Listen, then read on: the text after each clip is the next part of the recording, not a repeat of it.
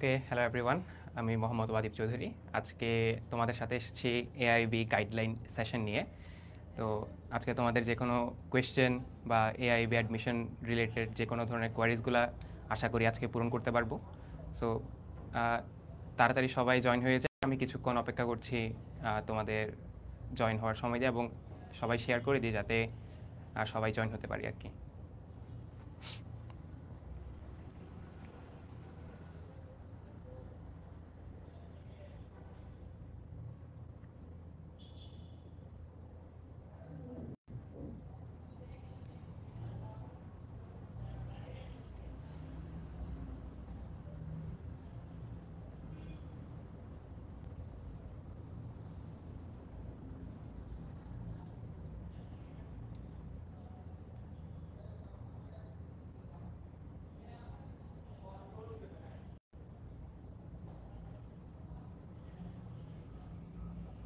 আচ্ছা,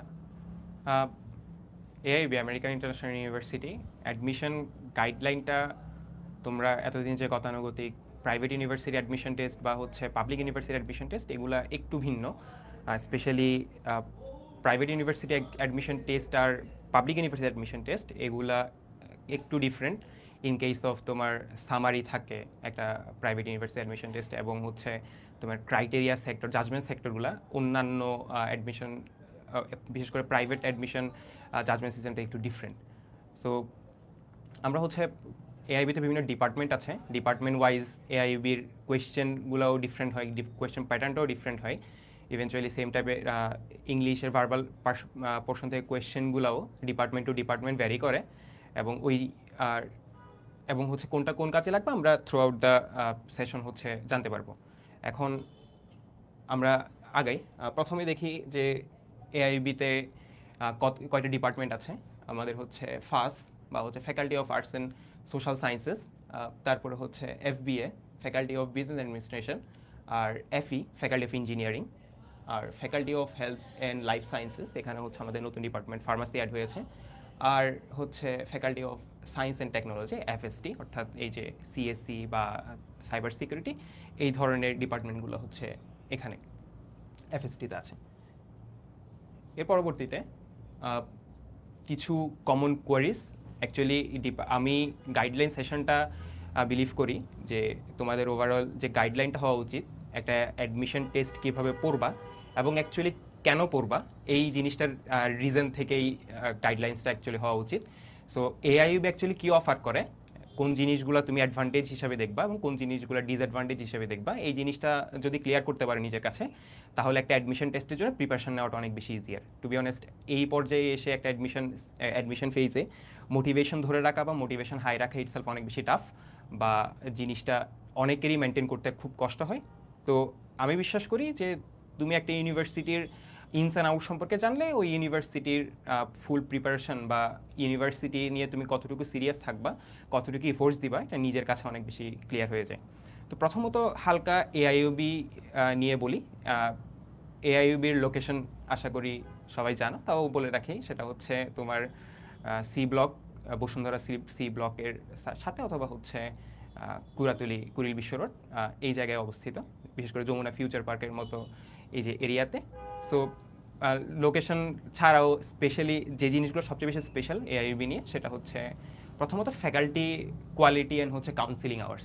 এখন এই জিনিসটা কি অ্যাকচুয়ালি, মানে ফ্যাকাল্টি কোয়ালিটি নিয়ে কেন কথা বলছে এবং এই যে এই কাউন্সিলিং আওয়ারটা কি, হ্যাঁ কাউন্সিলিং আওয়ার্সটা কি, দেখো কাউন্সিলিং আওয়ার্স এবং ওভারঅল, আচ্ছা একটু দেখি,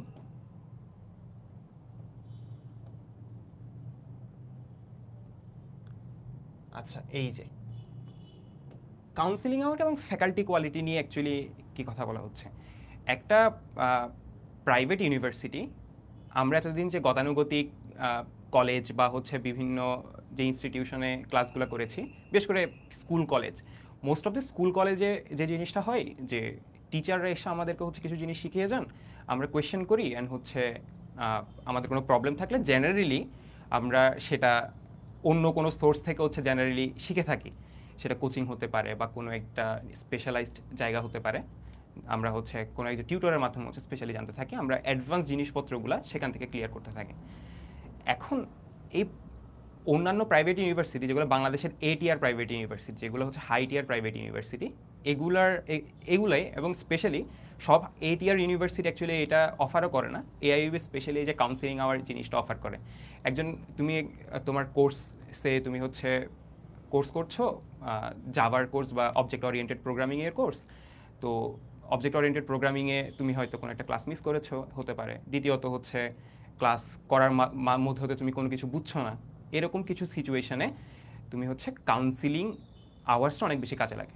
তুমি ক্লাস না বুঝলে ক্লাসে স্যারে যে কন্টেন্টগুলো পড়াচ্ছেন তুমি ক্লাসে যদি না বুঝে থাকো, তুমি ফ্যাকাল্টিকে টিমসে নক দিবা। টিমস হচ্ছে মাইক্রোসফট টিমস, সেটা হচ্ছে আমরা যে ফেসবুকের জন্য যে মেসেঞ্জারগুলো ইউজ করি বা হোয়াটসঅ্যাপ ইউজ করি, যে যোগাযোগ মাধ্যম।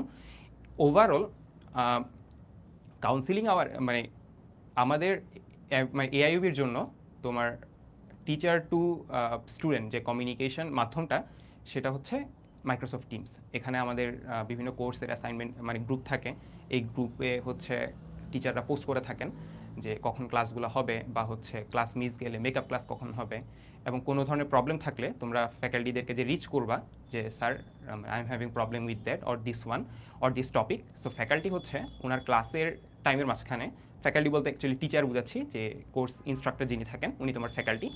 সো ফ্যাকাল্টিকে যখন তুমি নক দিবা যে স্যার আমি এই টপিকটা বুঝি নাই বা হচ্ছে আমার এটা নিয়ে ক্ল্যারিটি দরকার, তো স্যার হচ্ছে তো স্যারের ওই ফ্রি টাইমের মাঝখানে তুমি হচ্ছে একটা ব্রেক পাও, যে স্যার তোমাকে ওই টাইমটার মধ্যে আসতে বলেন এবং তুমি স্যার থেকে যে কোনো ধরনের প্রবলেম ক্লিয়ার করে নিতে পারো। এবং এইটা 100% শিওর যে তোমাকে কোনো ফ্যাকাল্টি বা কোনো স্যার হোক ম্যাম হোক কখনোই এটা নিয়ে ডিসকারেজ করবে না যে কাউন্সিলিং আওয়ার অনেক বেশি বিজি থাকে, তুমি আমাকে ডিস্টার্ব করিও না। জেনারেলি AIUBতে ফ্যাকাল্টির অনেক বেশি এনকারেজ করেন যে তোমার যদি কোনো প্রবলেম থেকে থাকে একাডেমিক্সে, ইভেনচুয়ালি তোমার পার্সোনাল লাইফেও অনেক ফ্যাকাল্টি এটা এনকারেজ করে থাকেন যে তুমি ওপেনলি এসে তাদেরকে প্রবলেমগুলো শেয়ার করো যে স্যার আমি এটা নিয়ে প্রবলেম ফেস করতেছি, মানে হোয়াট টু ডু। সো তখন স্যারেরা হচ্ছে একটা বেটার গাইডলাইন্স দিতে পারেন। এবং এই যে কাউন্সিলিং আওয়ারটা এই জায়গায় অনেক বেশি এক্সক্লুসিভ, তুমি যে ভ্যালুটা AIUBকে দিচ্ছ AIUB তোমাকে এক্স্যাক্ট ওই ভ্যালুগুলো রিটার্ন করে। দ্বিতীয়ত, নেটওয়ার্কিংয়ের জায়গা থেকে AIUB is one of the best in Bangladesh. একটা ইউনিভার্সিটির জায়গা থেকে তুমি AIUB থেকে এমন অনেক ফ্যাকাল্টি পাবা, এমন ফ্যাকাল্টি থেকে শুরু করে এমন অনেক সিনিয়র অ্যালামনাই পাবা যারা হচ্ছে AIUB থেকে পড়ালেখা করেছেন এবং তোমার ফিউচার জব সেক্টর থেকে শুরু করে যে কোনো ধরনের নেটওয়ার্কিংয়ের কাজে অনেক বেশি কাজে লাগে। এবং বিশেষ করে আমরা যখন কলেজ ফেজ থেকে ইউনিভার্সিটি ফেজে ট্রানজিশন করি, তখন এই ট্রানজিশনাল ফেজে তোমার হচ্ছে লাইফ চেঞ্জিং ডিসিশনগুলো এখানেই নিতে হয়, তোমার ক্যারিয়ার চেঞ্জিং ডিসিশন এখানেই থাকে। সো নেটওয়ার্কিং ইটসেলফ অনেক বড় একটা ইম্পর্টেন্ট জায়গা। সো তুমি যখন একটা ইউনিভার্সিটি চুজ করতেছো, সে AIUB হোক বাংলাদেশের যে কোনো অন্য একটা বড় ইউনিভার্সিটি, সেই ক্ষেত্রে নেটওয়ার্কিং একটা অনেক বড় ডিসিশন মেকিং ফ্যাক্টর হওয়া উচিত। সো তুমি যেই ভ্যালুটা ইনভেস্ট করছো একটা ইউনিভার্সিটিতে পড়ার জন্য, অ্যাকচুয়ালি ওই ইউনিভার্সিটি তোমাকে ওই পরিমাণ নেটওয়ার্কিং দিচ্ছেই না। কারণ এই সিচুয়েশনে এসে, এই সময়ে এসে তুমি কম্পিউটার সায়েন্স অ্যান্ড ইঞ্জিনিয়ারিংয়ের মতো ডিগ্রি বা যে কোনো ধরনের ডিগ্রি অ্যাকচুয়ালি ইউটিউব বা ইউডেমির মতো বড় বড় প্ল্যাটফর্মগুলো থেকে খুব ইজিলি অ্যাক্সেস করতে পারো। সো এখন ইটসেলফ এই সময়ে এসে তোমার স্কিলেরও ভ্যালু অনেক বেশি। সো যাদের স্কিল বেশি তারা জেনারেলি এইসব সেশন থেকে মানে এই কোর্সগুলো থেকেই তাদের ফিউচার ক্যারিয়ার বানাতে পারে। সো নেটওয়ার্কিং ইউনিভার্সিটি তোমাকে স্পেশালি নেটওয়ার্কিং অনেক বেশি অফার করে, যেই নেটওয়ার্কিংটা তুমি কাজে লাগিয়ে এই স্কিলগুলোকে লেভারেজ করতে পারবা। তোমার অনেক বেশি স্কিল আছে বাট তোমার কাছে হচ্ছে কোনো নেটওয়ার্কিং নাই, তুমি কার কাছে যাবা যে তোমাকে যাতে তারা ইউজ করতে পারে? তুমি অনেক বেশি ভালো গ্রাফিক্স ডিজাইনিং পারো বাট তুমি আমার পরিচিত।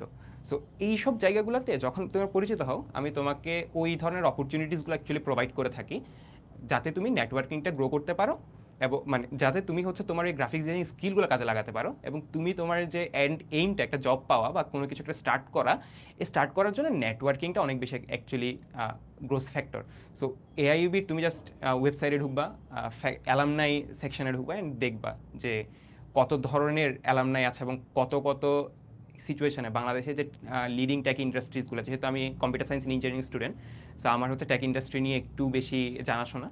সো ওই সব জায়গা থেকে AIUB টেক ইন্ডাস্ট্রিতে অনেক বেশি নেটওয়ার্কিং আছে এবং ফিউচারে যখন গ্র্যাজুয়েশন শেষ করার পরে যখন জব সেক্টরের কথা আসে তখন অ্যাকচুয়ালি এআইবির স্টুডেন্টরা অনেক বেশি অ্যাডভান্টেজ পায়, কারণ বড় বড় কোম্পানিগুলো বাংলাদেশে সেখানের টপ মোস্ট পদে এআইবির স্টুডেন্টরাই থাকে।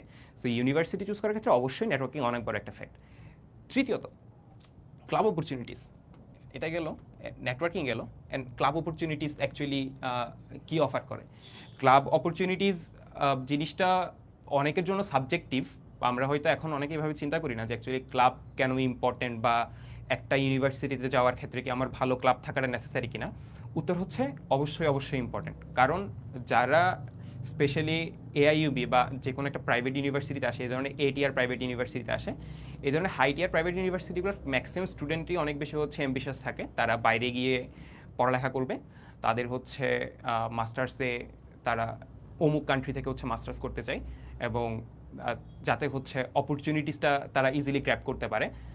এই জায়গায় বাইরে যাওয়ার ক্ষেত্রে ইউনিভার্সিটি যেমন লিঙ্কটাও কাজ করে, তেমন হচ্ছে তোমার এক্সট্রা কোকারিকুলার অ্যাক্টিভিটিস থাকাটা অনেক বেশি নেসেসারি, বিশেষ করে স্কলারশিপ অর্জনের ক্ষেত্রে। তুমি গতানুগতিক অন্য অন্য স্টুডেন্টের মতো একটা সিজিপিএ নিয়ে বের হলা, বা একটু ভালো সিজিপিএ নিয়ে বের হলা, বাট সিজিপিএর পাশাপাশি সব ইউনিভার্সিটি এক্সপেক্ট করে যাতে তোমার হচ্ছে ভালো কিছু ক্লাব ব্যাকগ্রাউন্ড থাকে, ভালো কিছু এক্সট্রা কোকারিকুলার অ্যাক্টিভিটিস থাকে। সেটা হতে পারে তুমি ভলান্টিয়ারিং অনেক অ্যাক্টিভলি করেছো, বা ভলান্টিয়ারিং জিনিসটাকে অনেক বেশি মনোযোগ দিয়েছো। দ্বিতীয়ত হতে পারে তুমি ডিবেটিং অনেক বেশি করেছো, বা অন্য যে কোনো ধরনের অর্গানাইজেশন যেটা তোমার স্কিলকে ইন্ডিকেট করে। সো এই ধরনের সিচুয়েশনগুলোতে ক্লাব অপরচুনিটিস অনেক বেশি ইম্পর্টেন্ট, এবং ক্লাব অপরচুনিটিসগুলো আশা করি তোমরা গ্র্যাব করবা। সো এআইইউবির ক্ষেত্রে স্পেশালি এআইবিতে অনেক ক্লাব আছে। অনেক বলতে IEEEর মতো ইন্টারন্যাশনাল স্ট্যান্ডার্ড ক্লাব থেকে শুরু করে তোমার যেগুলা ম্যাক্সিমাম জায়গাতে প্রমিনেন্ট কিছু ক্লাব, যেমন ডিবেটিং ক্লাব এআইবিতে, ওরাটরি ক্লাব আছে, তারপরে হচ্ছে ড্রামা ক্লাব আছে, ইংলিশ ক্লাব আছে, ইউ নেইম ইট। যে কোনো ধরনের ক্লাব যে কোনো তোমার স্কিল ডেভেলপমেন্টে কাজে লাগবে, যেমন হচ্ছে প্রোগ্রামিং ক্লাব থাকে। অ্যান্ড এআইবিতে হচ্ছে সবসময় হচ্ছে প্রত্যেক সেমিস্টারই অ্যারাউন্ড অর ইয়ারে অলওয়েজ হ্যাকাথনের মতো বড় বড় কম্পিটিশনগুলো হতে থাকে। অ্যান্ড অ্যাকচুয়ালি ভার্সিটি হচ্ছে তোমাকে এনকারেজ করে যাতে তুমি ক্লাব অ্যাক্টিভিটিসে জয়েন হও। আর এআইইউবিতে স্পেশালি স্টুডেন্ট ম্যানেজমেন্ট এবং ক্লাব ম্যানেজমেন্টের জন্য আলাদা একটা বডি কাজ করে, সেটা হচ্ছে ওসা। ঠিক আছে, ওসাটা হচ্ছে অফিস অফ স্টুডেন্ট অ্যাফেয়ার্স। এখন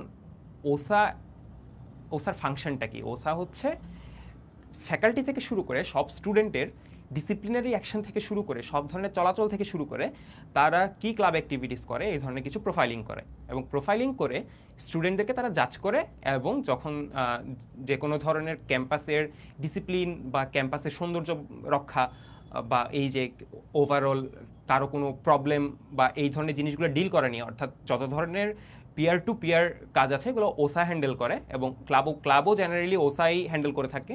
সো এই ক্ষেত্রে ক্লাবিংয়ে জেনারেলি কোনো ধরনের যেগুলো আমরা অনেকে যারা ক্লাবিং করি, যারা ক্লাব নিয়ে জানি যে ক্লাবে অনেক ধরনের সমস্যা থাকতে পারে বা পলিটিক্স থাকতে পারে, জেনারেলি থাকে এগুলা। তো এই ধরনের জিনিসগুলো অ্যাকচুয়ালি ওসা খুব ভালোভাবে হ্যান্ডেল করে, যাতে ফেয়ারনেস জিনিসটা অনেক বেশি হচ্ছে ফেয়ারনেস জিনিসটা যাতে হচ্ছে এনকারেজ করা যায় এবং সেই জিনিসটা যাতে বাস্তবায়ন করা যায়।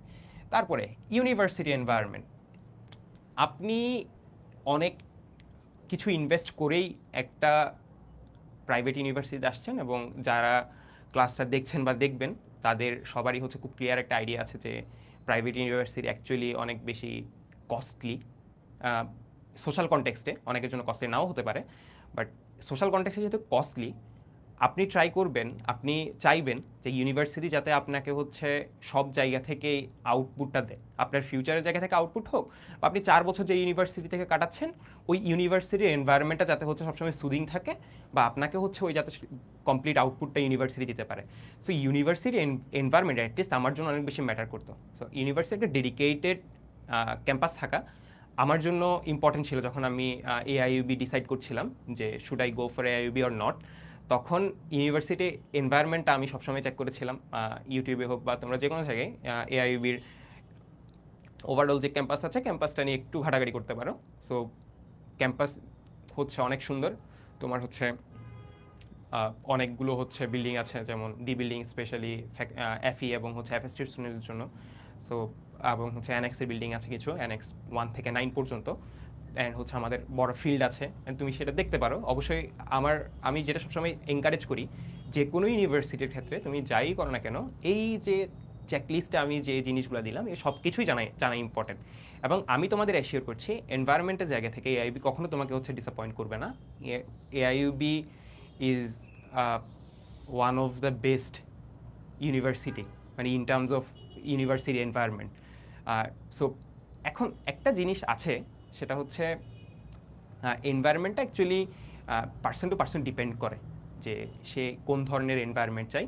সো তাও আমি বলছি যে সবসময় এনভায়রনমেন্ট একটু চেক করবে, এআইইউবি এনভায়রনমেন্টটা একটু দেখবা। আই হোপ তোমরা কেউ ডিসঅ্যাপয়েন্ট হবে না ইউনিভার্সিটি এনভায়রনমেন্ট অ্যান্ড হচ্ছে নিয়ে ক্যাম্পাস নিয়ে। অ্যান্ড হ্যাঁ, এটার একটা শর্ট নোট, অনেকেই হচ্ছে খুব বেশি কনসার্ন থাকো যে একটা ইউনিভার্সিটিতে কি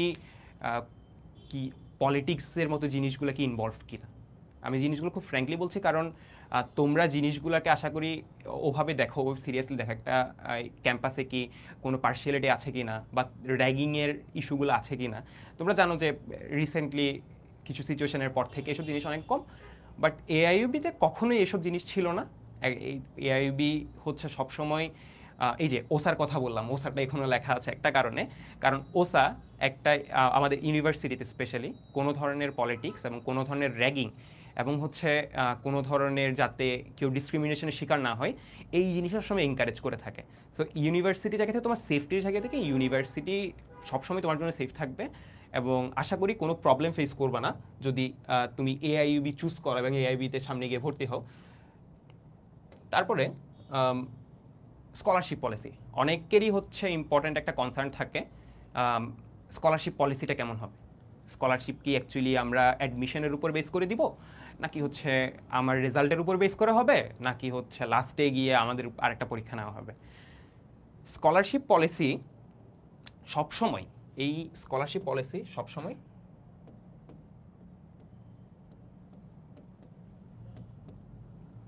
আফটার, আচ্ছা লেখাটা একটু ছোট করি।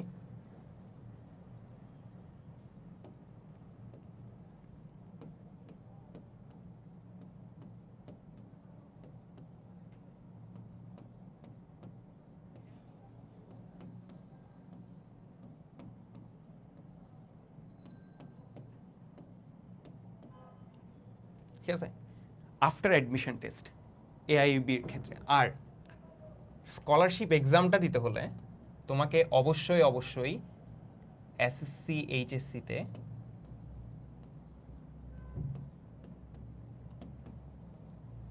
দুইটাতেই এ প্লাস থাকা লাগবে।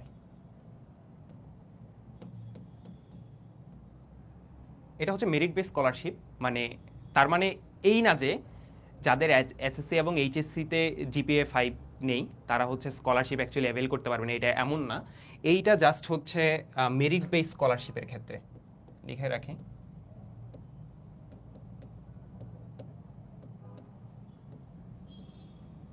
এটা হচ্ছে জাস্ট মেরিট বেস স্কলারশিপের ক্ষেত্রে। এখন মেরিট বেস স্কলারশিপ আর অন্যান্য স্কলারশিপের মধ্যে পার্থক্যটা হচ্ছে, একাডেমিক স্কলারশিপটা হচ্ছে তুমি যখন এআইইউবিতে রানিং স্টুডেন্ট থাকবা তখন তোমার 3 সেমিস্টার পরে, মানে 1 ইয়ার পরে গিয়ে তোমার একটা কন্ডিশন থাকে। কন্ডিশনটা হচ্ছে, এটা হচ্ছে একাডেমিক স্কলারশিপের কন্ডিশন, সেটা হচ্ছে একাডেমিক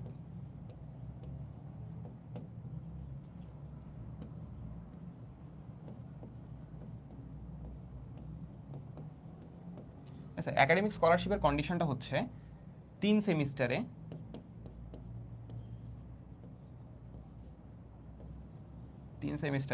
তোমার ওভারঅল সিজিপিএ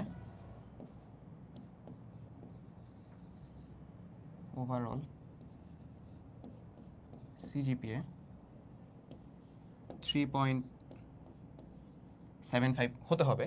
এবং জেনারেলি তুমি তোমার এই 3 সেমিস্টারের মধ্যে, মানে 3 সেমিস্টার চলাকালীন সময়ে কোনো কোর্সে অর্থাৎ ফাইনালে, মিডে না ফাইনালে যদি তুমি হচ্ছে 80-র নিচে পাও, মানে বি এর নিচে পাও। আমাদের গ্রেডিং সিস্টেমটা নিয়ে আমি একটু বলবো। গ্রেডিং সিস্টেমটা জেনারেলি হচ্ছে 90-তে এ প্লাস থাকে, 85-এ হচ্ছে এ থাকে, অ্যান্ড হচ্ছে তোমার 80-তে হচ্ছে বি প্লাস থাকে, অ্যান্ড 80-র নিচে নামলে হচ্ছে তোমার 75 থেকে 80 পর্যন্ত জেনারেলি বি থাকে, গ্রেডিংটা বি। সো তুমি যদি বি প্লাসের নিচে নেমে চাই, অর্থাৎ 80-র নিচে নেমে চাই, তাহলে হচ্ছে তুমি স্কলারশিপের জন্য, একাডেমিক স্কলারশিপের জন্য হচ্ছে বাদ পড়ে যাবে, অর্থাৎ স্কলারশিপ তুমি অ্যাভেল করতে পারবে না। তো মেক শিওর দ্যাট যারা এআইইউবিতে এক্সাম দিবা এবং হচ্ছে এক্সামে আশা আমি আশা করছি যে যারা ক্লাসটা দেখছো অনেকেই এআইবিতে এআইবিতে চান্স পাবা। সো এইটার জন্য এই জিনিসটাতে তোমরা হচ্ছে মাথায় রাখো যে অ্যাডমিশন আফটার অ্যাডমিশন টেস্ট তোমার হচ্ছে মেরিট বেস স্কলারশিপের এক্সামটা হবে, এবং সেটার ক্ষেত্রে এসএসসি এবং এইচএসসিতে দুইটাতেই হচ্ছে তোমার জিপিএ 5 থাকা লাগবে। এবং এই জিপিএ 5 যাদের থাকবে তাদেরকে একটা চান্স দেওয়া হবে যে তোমরা আরেকটি এক্সামে বসো, অ্যান্ড ওখান থেকে হচ্ছে আমরা স্কলারশিপ এক্সামটা নিব। সো জেনারেলি সামারে হচ্ছে স্কলারশিপ এক্সামটা হয় না, সামার এবং হচ্ছে পরের 2 সেমিস্টার একসাথে মিলে আরেকটা মেরিট বেস স্কলারশিপ এর এক্সাম হয়। এবং ওখানে এই মেরিট বেস স্কলারশিপ থেকে যারা একটা সার্টেন মার্কিং, এবং এআইবি কখনো ওই মার্কিংগুলো উল্লেখ করে না, ইভেনচুয়ালি তোমাদের অ্যাডমিশন মার্কিংগুলো এআইবি কখনো অ্যাকচুয়ালি উল্লেখ করবে না যে তুমি 100-তে এত পেয়েছো বা এত পেয়েছো, এটা কখনো উল্লেখ করবে না। সো একটা লিস্ট দেওয়া হয় যে এই লিস্টের আন্ডারে হচ্ছে মেরিট বেস স্কলারশিপ তারা পেতে থাকবে। সো এবং ফার্স্ট সেমিস্টার থেকেই যারা আফটার অ্যাডমিশনের ওই এক্সাম টেস্টটাতে হচ্ছে স্কলারশিপ পাবে, তাদের তখন থেকেই হচ্ছে স্কলারশিপটা চালু হবে। এবং প্রথম 3 সেমিস্টার আমাদের হচ্ছে ট্রাইমেস্টার আছে। আচ্ছা, ট্রাইমেস্টার নিয়ে একটু বলে নিই যেহেতু জিনিসটা কানেক্টেড। সো ট্রাইমেস্টার হচ্ছে জেনারেলি আমরা যেটা জানতাম সেমিস্টার হচ্ছে এক বছরে 2টা পার্ট থাকে। সো তুমি নির্দিষ্ট কিছু কোর্স একটা পার্টে পড়ছো, আর নির্দিষ্ট কিছু কোর্স আরেকটা পার্টে পড়ছো, এবং 2টা সেমিস্টার মিলে তখন একটা বছর কমপ্লিট হয়। কিন্তু বাংলাদেশে ম্যাক্সিমাম প্রাইভেট ইউনিভার্সিটিতে, এবং বলতে গেলে এখন মোটামুটি সবাই হচ্ছে এই জিনিসটাতে তারা হচ্ছে এটাতে কোপ আপ করার ট্রাই করছে। জেনারেলি অন্যান্য ইন্টারন্যাশনাল ইউনিভার্সিটিগুলো এই রুলটাই ফলো করে, তারা ট্রাইমেস্টার ফলো করে, অর্থাৎ এক বছরে 3টা সেমিস্টার, সেটা ফল, স্প্রিং, সামার, এই 3টা সেমিস্টার এগুলো মিলে হচ্ছে একটা বছর কমপ্লিটলি তারা একাডেমিক ক্যালেন্ডারটা সাজায়। এবং এই ট্রাইমেস্টার যেহেতু এক বছরে তুমি 3টা সেমিস্টার পার করতে পারছো, জেনারেলি অন্যান্য ইউনিভার্সিটি বা যেই ধরনের ইউনিভার্সিটিগুলো তোমরা গতানুগতিকভাবে দেখে থাকো, ওইসব ইউনিভার্সিটিগুলোর চেয়ে এখানে তুমি ক্রেডিট প্রেশারটা একটু বেশি থাকে, বা একটু জিনিস একটু বেশিই পড়তে হয়। প্রেশার নিয়ে আমি একটু বলবো, ক্লাসের শেষ দিকে বলাটা আই গেস উচিত হবে। সো স্কলারশিপ পলিসি নিয়ে এটাই ছিল হচ্ছে ওভারঅল ডিটেলস। কারো কোনো কোয়েশ্চেন থাকলে আমাকে জানাবা। আর এরপরেও যদি স্কলারশিপ পলিসি নিয়ে আরও বেশি কিছু ডিটেলস জানা থাকে, এআইবি ওয়েবসাইট তো আছেই, তোমরা এআইবির ওয়েবসাইটে স্কলারশিপ পলিসি নিয়ে অনেক ডিটেলসে লেখা আছে। সো সেখান থেকে গিয়ে পড়তে পারবো, অথবা তাও যদি কোনো কনফিউশন থাকে তোমরা প্রাইভেট ইউনে আমাদের নক দিতে পারো। আমরা সর্বোচ্চ ট্রাই করবো যাতে তোমাদেরকে ইন টাইম সব কিছু আমরা ক্লিয়ার করতে পারি, এই আর কি। আচ্ছা,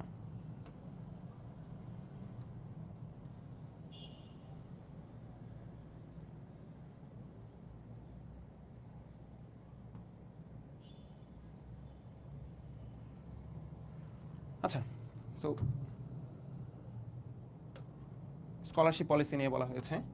এরপরে হচ্ছে ফ্রি মাইক্রোসফট এক্সেস এবং পোর্টাল। ইউনিভার্সিটি অ্যাকচুয়ালি তোমাকে হচ্ছে একটা, যখন তুমি স্টুডেন্ট হবা তখন ইউনিভার্সিটি একটা ফ্রি মাইক্রোসফট অ্যাকাউন্ট এবং পোর্টাল হচ্ছে তোমাকে অ্যাক্সেস করতে দেয়, যেখান থেকে তুমি হচ্ছে থ্রু আউট দ্য সেমিস্টার এবং তোমার পুরো অ্যাডমিশন, পুরা স্টুডেন্টশিপ টাইমটাতে তুমি একটা আলাদা ওয়েবসাইট পাবা, যেখানে তোমার জন্য নোটিশগুলো পুশ করা হবে, বা তুমি তোমার ক্লাসের স্কেজুলগুলো দেখতে পারবা, টাইম দেখতে পারবা। তারপরে হচ্ছে যে কোনো কিছু, বা তোমার যে কোনো ধরনের কোয়ারিজ, তোমার কোনো কিছু একটা রেজিস্ট্রেশন ফর্ম তোলা লাগতেছে, সেটা তোমার পোর্টালেই চলে আসবে। সো পোর্টাল অ্যাক্সেসটাও হচ্ছে একটু এক্সক্লুসিভ, অন্যান্য ইউনিভার্সিটিতে এটা অনেক জায়গায় নেই। সো এআইবি এটা প্রোভাইড করে। এবং ফ্রি মাইক্রোসফট অ্যাক্সেস বলতে তোমাদের জন্য যে কোনো ধরনের Microsoft Access, power point, Excel, words, এই প্রিমিয়াম অ্যাক্সেসগুলো হচ্ছে দেওয়া থাকে। সো যারা আমরা অ্যাকচুয়ালি ক্র্যাক করি বা ক্র্যাক ইউজ করতাম এতদিন, ভার্সিটি অ্যাকচুয়ালি তোমাদের অথেন্টিক জিনিসটাই প্রোভাইড করে। এবং অথেন্টিক যারা অ্যাকচুয়ালি আমরা জানি যে পাওয়ার পয়েন্ট এবং মাইক্রোসফটের অথেন্টিক জিনিসগুলো তোমার থ্রু আউট দ্য একাডেমিক লাইফে অনেক বেশি কাজে লাগবে। কারণ ভার্সিটিতে তোমার সবসময় প্রেজেন্টেশন থাকে, তোমার হচ্ছে অনেক সময় এক্সেলে ডাটা ইনপুট দিতে হয়, এগুলো সবগুলোই তোমার একাডেমিক কাজে লাগবে। এই জন্য ভার্সিটি মাইক্রোসফটের সাথে কোলাপ করে তোমার জন্য মাইক্রোসফট এক্সেস থেকে এই যে ওয়ান ড্রাইভের সকল ধরনের অ্যাক্সেস এগুলো ফ্রি করে দেয়। সো এই ধরনের ডিজিটাল অ্যাক্সেসগুলো ভার্সিটি সবার জন্যই প্রোভাইড করে থাকে। এবং স্পেশালি আমার সাবজেক্টের ক্ষেত্রে, যে কম্পিউটার সায়েন্স অ্যান্ড ইঞ্জিনিয়ারিংয়ের ক্ষেত্রে, ভার্সিটি হচ্ছে একটা সাবজেক্ট মেজর প্রদান করে। এখন মেজরটা কি, সাবজেক্ট মেজরটা কি, আমরা হচ্ছে ওভারঅল যদি হচ্ছে, যেহেতু তোমাদের বোঝার সুবিধার্থে আমি সেমিস্টার ওয়াইজ না বুঝে হচ্ছে বছর ওয়াইজ বুঝাই। তোমার যদি ওভারঅল 4 বছর তুমি যদি একটা ইউনিভার্সিটিতে থাকো, 4 বছর ইউনিভার্সিটির মধ্যে অন্যান্য ইউনিভার্সিটিগুলো কি করে 3-4 বছরই তোমাকে একটা নির্দিষ্ট কারিকুলামে ওভারঅল সিএসসির পুরা সিস্টেমটাই হচ্ছে শেষ করে, মানে সিএসসির পুরো কোর্সটাই তারা শেষ করে দেয়। কিন্তু আমাদের ভার্সিটিতে 3 বছর তোমাকে সব কিছুই শেখাবে, অর্থাৎ একটা একটা ফুল কোর্স, একটা কম্পিউটার সায়েন্স ইঞ্জিনিয়ার হওয়ার জন্য তোমার যত কিছু জানা দরকার সেটা তোমার ওভারঅল 3 বছরে ইউনিভার্সিটি তোমাকে শেখাবে। এবং লাস্ট 1 বছরে তুমি যে বিভিন্ন জিনিস সম্পর্কে জেনেছো, সে তুমি এখানে হচ্ছে ডেভেলপমেন্ট সম্পর্কে জেনেছো, তুমি ডেভ হইতে শিখছো, অ্যান্ড তুমি ধরো এখানে মেশিন লার্নিং সম্পর্কে জানছো, ঠিক আছে। তুমি এখানে হতে পারে তুমি হচ্ছে কোনো ডিজাইনিং সম্পর্কে জানছো, হ্যাঁ। সো অনেক কিছুই নিয়ে অ্যাকচুয়ালি তোমাদের অনেক কিছু নিয়ে শেখানো হবে, লিখতে হলে অনেক কিছু লিখতে পারবো টু বি অনেস্ট। লাস্ট 1 ইয়ারে তুমি যদি চাও যে অ্যাকচুয়ালি আমার জন্য ডেটা সায়েন্স বা হচ্ছে মেশিন লার্নিং অথবা সাইবার সিকিউরিটি এই জিনিসটা আমি বেশি ইন্টারেস্ট পেয়েছি ওভার দ্য 3 ইয়ার্স, সো আমি চাই আরও মানে আমি ওইটা জিনিসটা আরেকটু ভালোভাবে পড়তে চাই যাতে আমি আমার ফিউচারটা এখান থেকে বিল্ড করতে পারি। সো এই সিচুয়েশনগুলোতে তুমি চাইলে মেশিন লার্নিংটাকে তোমার মেজর হিসাবে নিতে পারো। তখন মেশিন লার্নিংয়ের ইনডেপথে গিয়ে তুমি আরও অনেক কিছু পড়তে পারবা। সো অ্যাকচুয়ালি অন্যান্য ইউনিভার্সিটি এইটা প্রোভাইড করে কি আমার অ্যাকচুয়ালি জানা নেই, আমার জানা মতে ম্যাক্সিমাম প্রোভাইড করে না। সো মেজর এই জিনিসটা এআইবির ক্ষেত্রে স্পেশালি আমার ডিপার্টমেন্ট, যেহেতু আমি পার্সোনাল এক্সপিরিয়েন্স থেকে বলছি, আমার জায়গা থেকে অনেক বেশি এক্সক্লুসিভ, এবং এই জিনিসটা তোমার ফিউচারে কী পরিমাণ যে বুস্ট দিতে পারে you can't imagine to be honest. So extra course এবং সিসকোর মতো অনেক ইন্টারন্যাশনাল প্ল্যাটফর্ম হচ্ছে ভার্সিটির সাথে কোলাপ করে থাকে, সেটা যে কোনো ডিপার্টমেন্টে অনেক বড় বড় প্ল্যাটফর্ম কোলাপ করে থাকে, এবং তুমি অনেক দামি দামি কোর্স, যেমন এই সিসকোর এই কোর্সটা করতে গেলে তোমার অ্যারাউন্ড 25,000-এর মতো খরচ করে সিসকো থেকেই তুমি করতে পারবে। তারা অ্যাকচুয়ালি নেটওয়ার্কিং সলিউশন নিয়ে কাজ করে। সো ভার্সিটি এইটা সব স্টুডেন্টের জন্য ফ্রি করে দেয়, যাতে তোমার সিভিতে এক এক্সট্রা কোর্স হিসাবে বা একাডেমিক্সের বাইরে এক্সট্রা কোর্স হিসাবে তুমি আরও অনেক কিছু দেখাতে পারো। সো এই ধরনের এক্সট্রা ফ্যাসিলিটিসগুলোই দেওয়া হয়, এবং ওবিই আউটপুট বেসড এই যে এক্সামিনেশন বা এই জিনিসটা এখন মোটামুটি বাংলাদেশে প্রত্যেকটা ইউনিভার্সিটিকে স্ট্যান্ডার্ড করে ধরে নেওয়া হবে, সব জায়গায় ওবির এক্সামটা হয়। সো ভার্সিটি সবসময় হচ্ছে যে ইউসিসির যে কারিকুলাম আছে এই জিনিসটা সবসময় কোঅপ করার ট্রাই করে। সো এটা তোমরা সামনে গিয়ে বুঝবা, এখন তেমন একটা ইম্পর্টেন্ট না, বাট সাবজেক্ট মেজর এবং এক্সট্রা কোর্স যেগুলো থাকে সেটা এআইবির জন্য একটা এক্সক্লুসিভ জিনিস। তারপরে সিজিপিএ পলিসি নিয়ে হচ্ছে একটু শর্টলি বলি।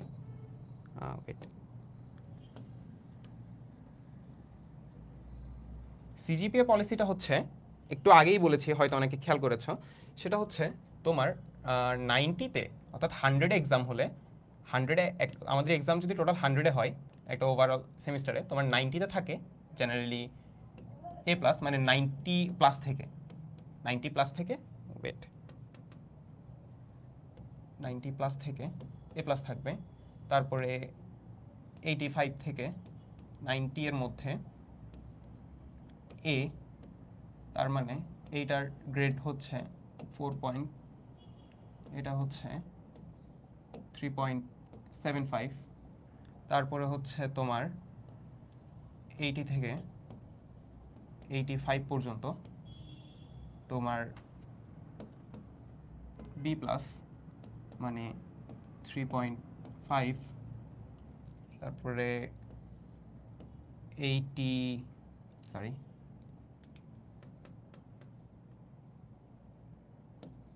70 থেকে 75 থেকে 80 পর্যন্ত এই গ্রেডগুলো বি অ্যান্ড 3। সো এভাবেই হচ্ছে গ্রেডিংটা আরও কমতে থাকে, এবং এই ডিটেলসটা তুমি এআইবি ওয়েবসাইট থেকে পাবা। সো এই গ্রেডিং পলিসিটা মোটামুটি এখন বাংলাদেশের প্রাইভেট ইউনিভার্সিটিগুলো অন্য নামে ডাকলেও জেনারেলি কাছাকাছি হয়, এবং গ্রেডিং সিস্টেম একটু রিগোরাস মনে হলেও 90-তে এ প্লাস এবং সিজিপিএ 4 অ্যাকচুয়ালি ভার্সিটির ক্ষেত্রে একটু টাফ। এই গ্রেডিং পলিসিটা আই গেস তোমরা হচ্ছে সবসময় মেন্টালি প্রিপেয়ার হয়ে আসা উচিত, যে হয়তো অনেক পাবলিক ইউনিভার্সিটি তুমি শুনেছো 80-তে এ প্লাস, কিন্তু প্রাইভেটে হয়ে যায় সেটা 90-তে গিয়ে এ প্লাস। এবং ইভেনচুয়ালি আমার যদি পার্সোনাল এক্সপিরিয়েন্সের কথা বলি, 90+ তোলাটা কখনোই টাফ না, তুমি যদি সবসময় পড়ালেখা নিয়ে থাকো, সবসময় না, মানে আই মিন যে তুমি রেগুলার থাকো, অ্যাটলিস্ট তুমি যদি রেগুলার 1 ঘন্টা করেও টাইম ইনভেস্ট করো, জাস্ট পড়ালেখার প্রতি 1 ঘন্টা টাইম, এটা কখনো বেশি না। সো এই মিনিমাম অ্যামাউন্ট অফ টাইম তুমি যদি স্পেন্ড করো, অ্যাকচুয়ালি এ প্লাস জিনিসটা তেমন একটা কঠিন না, পার্সোনাল এক্সপিরিয়েন্স থেকে বলছি। তো গ্রেডিং সিস্টেমে আরও অনেক কিছুই থাকে, গ্রেডিং সিস্টেমটা একটু মাথায় রাখবা কোনো বিশেষ করে ইউনিভার্সিটি চুজ করার ক্ষেত্রে।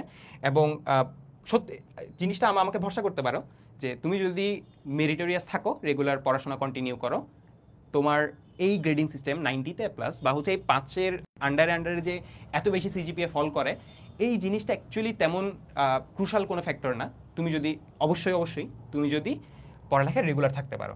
অ্যান্ড অ্যাকচুয়ালি এআইইউবিতে আমার এক্সপিরিয়েন্স ওয়াইজ, এতদিন ইউনিভার্সিটিতে থাকা এক্সপিরিয়েন্স ওয়াইজ, সিজিপিএ নিয়ে তুমি কখনো তেমন বেশি প্রবলেম ফেস করবে না।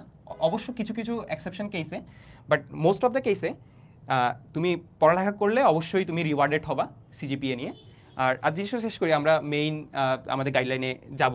আর ইউনিভার্সিটি নিয়ে ট্রাইমেস্টার নিয়ে বলেছি, এবং লাস্টলি হচ্ছে কোর্স রেজিস্ট্রেশন। একটা ডাউন সাইড এআইইউবি নিয়ে যেটা আমি খুব ক্লিয়ারলি বলতে চাই, যে এআইইউবিতে তুমি যখন কোর্স সিলেক্ট করবা, তোমার এক সেমিস্টার শেষে তুমি যখন আরেক সেমিস্টারের জন্য কোর্স সিলেক্ট করবা, আমি ফার্স্ট সেমিস্টারে যদি করে থাকি ডিফারেন্সিয়াল ডিফারেন্সিয়েশন নিয়ে যদি একটা কোর্স করে থাকি, তাহলে আমার সেকেন্ড সেমিস্টারে আমি হয়তো ইন্টিগ্রেশন নিয়ে একটা কোর্স নেব। এটা হচ্ছে আমাদের নন মেজরের কোর্স, বাট সেম মেজরের। আমি C++ নিয়ে একটা কোর্স করলাম, নেক্সট সেমিস্টার আমি নিতে যাচ্ছি জাভা নিয়ে কোর্স। এমন হতে পারে, ওপেন ক্রেডিট সিস্টেম নিয়ে আশা করি ম্যাক্সিমামই জানো। অ্যান্ড ওপেন ক্রেডিট সিস্টেমটা নিয়ে আমি ডিটেলসে পরে বলবো যদি তোমাদের জানা থাকে। ওপেন ক্রেডিট সিস্টেমে এমনও হতে পারে তুমি যে ডিজায়ার্ড কোর্সটা চাচ্ছ, সেই কোর্সটা তুমি রেজিস্ট্রেশনে নাও পেতে পারো। অ্যান্ড এই রেজিস্ট্রেশনের জন্য এআইইউবিতে স্পেশাল অনেক বেশি প্রবলেম হয়, তোমাকে অনেক বেশি লাইনে দাঁড়াতে হয় তুমি যদি ডিজায়ার্ড কোর্স পেতে চাও। হ্যাঁ, মোস্ট অফ দ্য টাইম তুমি অনলাইনেই কোর্সগুলো পেয়ে যাও। যদি অনলাইনে ওই কোর্স শেষ হয়ে যায়, ইনস্ট্যান্ট তোমাকে লাইনে দাঁড়াতে হয় ফিজিক্যালি গিয়ে, সেটার জন্য টোকেন নাম্বার জেনারেট করা হয় বা এই ধরনের কিছু। সো তখন গিয়ে একটু লাইনে দাঁড়াতে হবে, একটু লেংদি প্রসেস এই সব কেসের ক্ষেত্রে কোর্স রেজিস্ট্রেশন।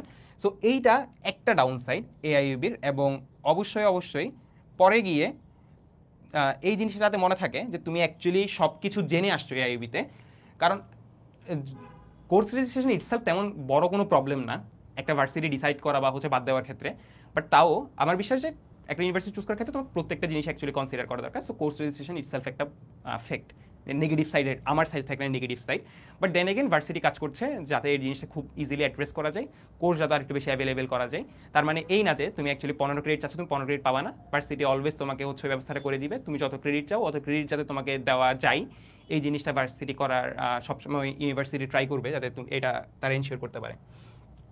আচ্ছা, খুব শর্টলি বলে দিই মার্ক ডিস্ট্রিবিউশন নিয়ে। আর মার্ক ডিস্ট্রিবিউশনটা হচ্ছে, আচ্ছা আমি একটা জিনিস চেক করি।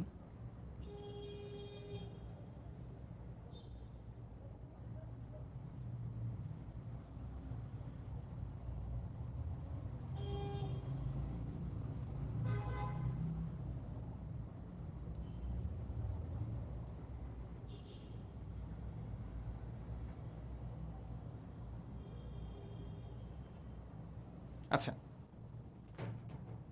এখন এফএসটি অর্থাৎ faculty of science and technology, এই ডিপার্টমেন্ট, এবং হচ্ছে এফই ফ্যাকাল্টি অফ ইঞ্জিনিয়ারিং।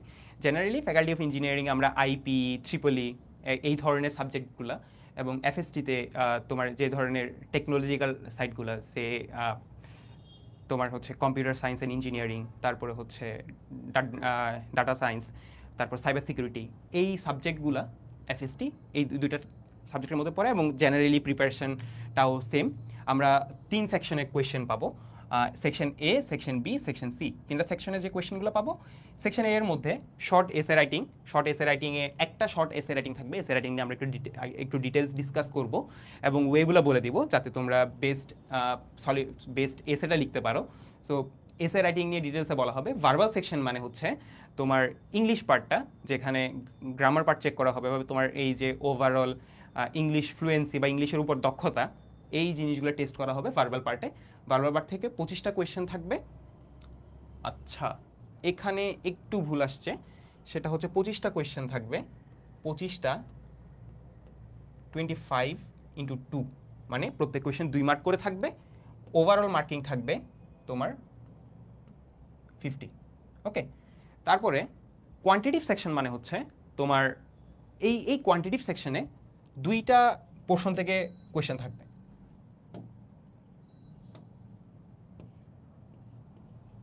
একটা হচ্ছে ম্যাথ, এটা হচ্ছে ফিজিক্স।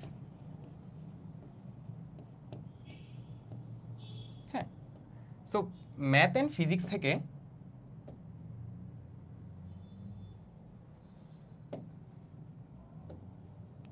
ম্যাথ অ্যান্ড ফিজিক্স থেকে ওভারঅল কোয়ান্টিটিভ পার্টের কোয়েশ্চেন থাকবে, কোনো কেমিস্ট্রি থেকে কোনো কোয়েশ্চেন থাকবে না। এটা নিয়ে হচ্ছে আলাদা করে প্রিপারেশন নেওয়ার দরকার নেই।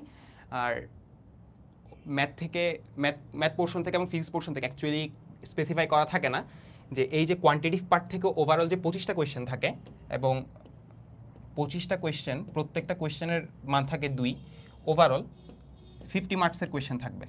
ঠিক আছে, 50 মার্কসের কোয়েশ্চেন থাকবে। এবং ম্যাথ থেকে ফিজিক্স থেকে স্পেশালি আলাদা করে উল্লেখ থাকে না যে ম্যাথ থেকে যে তোমার 25 মার্কের কোয়েশ্চেন থাকবে, এই 50 মার্কের মধ্যে ম্যাথ থেকে যে 25 মার্কের কোয়েশ্চেন থাকবে বা অন্য পার্ট থেকে আরও 25, এরকম কিছু না। ফিজিক্স পার্ট থেকে এবং ম্যাথ পার্ট থেকে মিক্সভাবেই আসবে। এবং ইউ নেভার নো অ্যাকচুয়ালি যে ফিজিক্স থেকে হয়তো এমনও হতে পারে যে একটা কোয়েশ্চেন দিয়েছে, বাকি সব ম্যাথ থেকে দিয়েছে, বা বাকি সব ফিজিক্স থেকে দিয়েছে অথবা ম্যাথ থেকে দিয়েছে। জেনারেলি এটা হয় না, বাট ওই জিনিসটা অ্যাকচুয়ালি এআইবিতে উল্লেখ নেই। আমাদের সময় যে জিনিসটা হয়েছিল, ফিজিক্স থেকে অ্যারাউন্ড 5 থেকে 6টা কোয়েশ্চেন ছিল, অর সরি 10 থেকে 12টা কোয়েশ্চেন ছিল অ্যারাউন্ড। ম্যাথ থেকে একটু বেশি এসছে কম্পারেটিভলি। সো এই পার্ট থেকে ওইরকম কোয়েশ্চেন থাকে। আমি সামনে আরও ডিটেলস বলবো জিনিসটা আরও দেখতে কেমন। আর ম্যাথ পার্ট এগুলো নিয়ে সবগুলোকে আমরা দেখার পরে সবগুলা থেকে স্পেশালি কোন জায়গা থেকে কোয়েশ্চেন বেশি আসে এই জিনিসটা ডিসকাস করব। এরপরে শর্ট এসে রাইটিং। আচ্ছা, ফাসের ক্ষেত্রে কারো কোনো কোয়েশ্চেন থাকলে অবশ্যই আমাকে কমেন্টসে জানাবা। ফাস মানে হচ্ছে faculty of arts and social science. এই জায়গায় তোমার হচ্ছে ইংলিশের মতো সাবজেক্ট বা অন্যান্য যে সাবজেক্টগুলো, ফাসে আবার লও আছে। তো এই ফাসের মধ্যে, faculty of arts and social সায়েন্সের মধ্যে যেই টাইপের কোয়েশ্চেন থাকে, এই দেখো সেকশন এতে এসেটা সব ডিপার্টমেন্টের ক্ষেত্রে হচ্ছে স্ট্যাটিক, অর্থাৎ সব ডিপার্টমেন্টেই থাকবে। বাট ফার্স্টের ক্ষেত্রে স্পেশালি জিনিসটা থাকে সেটা হচ্ছে জেনারেল নলেজ। ঠিক আছে, জেনারেল নলেজ অ্যাকচুয়ালি তুমি যদি আমার থেকে সাজেশন খুঁজো, জেনারেল নলেজ নিয়ে আমরা সামনে ডিসকাস করবো না, এখানেই বলে দিচ্ছি। জেনারেল নলেজ জিনিসটা হচ্ছে তুমি কোনো স্পেশাল বুক ফলো করে অ্যাকচুয়ালি তেমন কোনো লাভ নেই আর কি। আমি সাজেস্ট করবো যে তোমার ইন্টারন্যাশনাল বিভিন্ন প্ল্যাটফর্ম, ধরো সেটা হতে পারে জাতিসংঘ বা এই ধরনের এনজিওগুলা, বড় বড় এনজিও বা স্পোর্টস বা যে কোনো কিছু ছোটোখাটো জিনিসগুলা, একটা ওভারঅল যাতে একটা তোমার নলেজ থাকে, বাংলাদেশের স্ট্রাকচার হোক বা ধরো কারেন্ট অ্যাডভাইজার কে, এই ধরনের জাস্ট বেসিক নলেজগুলো এই জিনিসটা যাতে থাকে, এই জিনিসটা একটু জেনে রাখবা। বা কিছু স্পেসিফিক জিনিস তুমি গুগল করে নিতে পারো, বাট এমন কোনো ইনফরমেশন আসবে না যেগুলো অ্যাকচুয়ালি খুব বেশি রিগোরাস, অ্যাকচুয়ালি খুব বেশি হার্ড। হয়তো এমন আসতে পারে যে ওই খুব কমন একটা কান্ট্রির হচ্ছে তোমার কি ক্যাপিটাল কি, ইতালির ক্যাপিটাল কি, সো এই ধরনের জিনিসপত্রগুলো আসতে পারে, স্পেনের ক্যাপিটাল কি, সো মাদ্রিদ, এরকম আর কি। এখান থেকে থাকবে 10 মার্কস। তারপরে verbal part, same. Verbal part মানে কি আমরা আগে দেখেছিলাম, ভার্বাল পার্ট মানে হচ্ছে ইংলিশ পার্ট। ঠিক আছে, verbal part English part. Verbal part থেকে 35টা কোয়েশ্চেন থাকবে অ্যান্ড সিরিজ 70 মার্ক তোমার এক্সামে। বিশেষ করে ফাসের জন্য এই পার্টটা অনেক বেশি ইম্পর্টেন্ট, ভার্বাল পার্টটা অনেক বেশি ইম্পর্টেন্ট, কারণ 35টা কোয়েশ্চেন থাকবে এবং তোমার ইংলিশের উপর ওভারঅল যে ইয়াটা আছে, তোমার দক্ষতা বা হচ্ছে তুমি ওভারঅল কীভাবে পারফর্ম করছো, এই কমপ্লিট জিনিসটা হচ্ছে বিভিন্ন পোর্শনে ভার্বাল পার্টে টেস্ট করা হবে। এবং ভার্বাল পার্ট অ্যাকচুয়ালি এমন না যে তুমি তোমাকে একজন টিচার এসে জিজ্ঞেস করবে, ভার্বালি জিজ্ঞেস করবে, জিনিসটা এমন না। এগুলো সবগুলো খাতায় অ্যান্সার করতে হবে।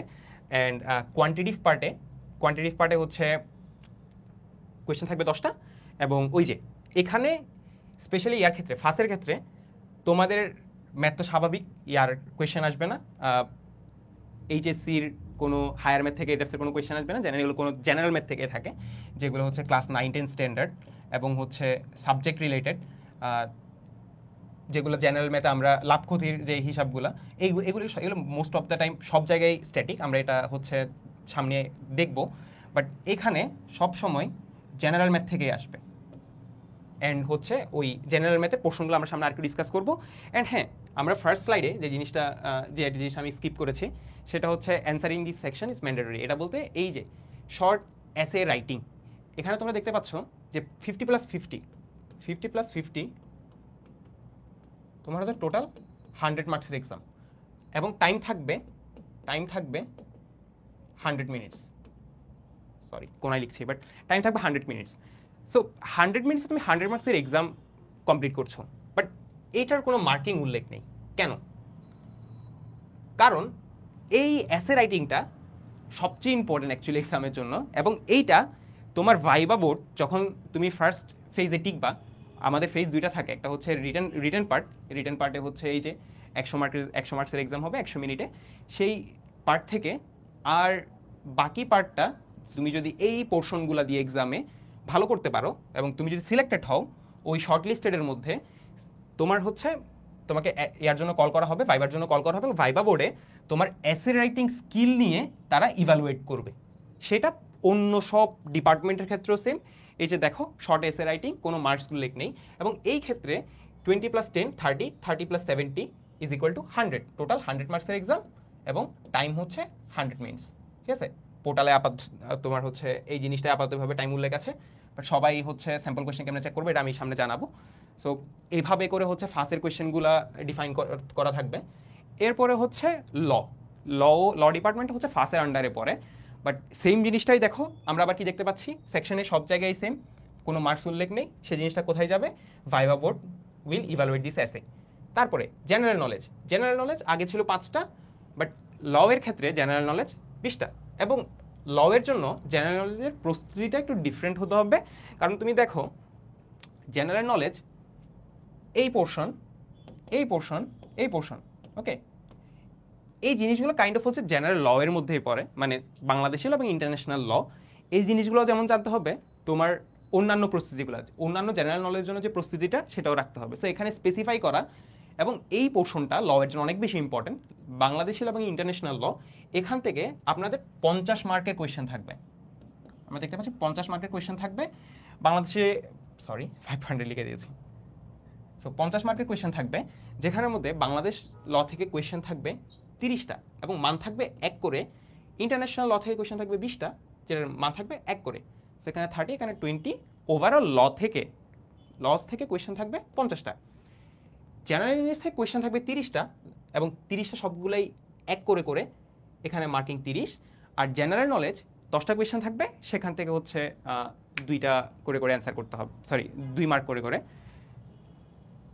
এরপরে ফর FBA মানে হচ্ছে faculty of business administration, BBA বা হচ্ছে এই ডিপার্টমেন্টগুলোর জন্য এই পোর্শনটা থাকে। FBA-তে কোয়ান্টিটিভ সেকশন থেকে মার্কস থাকবে হচ্ছে 40, ভার্বাল সেকশন থেকে হচ্ছে 40, ভাইবা থেকে 20। এই জিনিসটা জেনারেলি সাথে সাথে হবে না, এটা যখন রেজাল্ট দেওয়া হবে এরপরে এসে তোমাকে ভাইবাটা দিতে হবে। সো এক্সামের টাইমে খাতায় এতটুকু পোর্শন লিখতে হবে, যেখানে জেনারেল নলেজ 20 মার্কসের করা হবে। আর এখানে যে স্যাম্পল কোয়েশ্চেনটা একটু আগের। সো ভার্সিটির নিউ অ্যাডমিশন পলিসি নিয়ে আমি একটু বলবো, সেটা হচ্ছে, আচ্ছা ইংলিশ পার্টে যাওয়ার আগে সবার একটু কোয়েশ্চেনগুলো নিব। অ্যান্ড হচ্ছে দেখি আমি, ওকে, এইখানে কিছু ইম্পর্টেন্ট জিনিস নিয়ে বলতে চাই। আর প্রথমত এক্সামে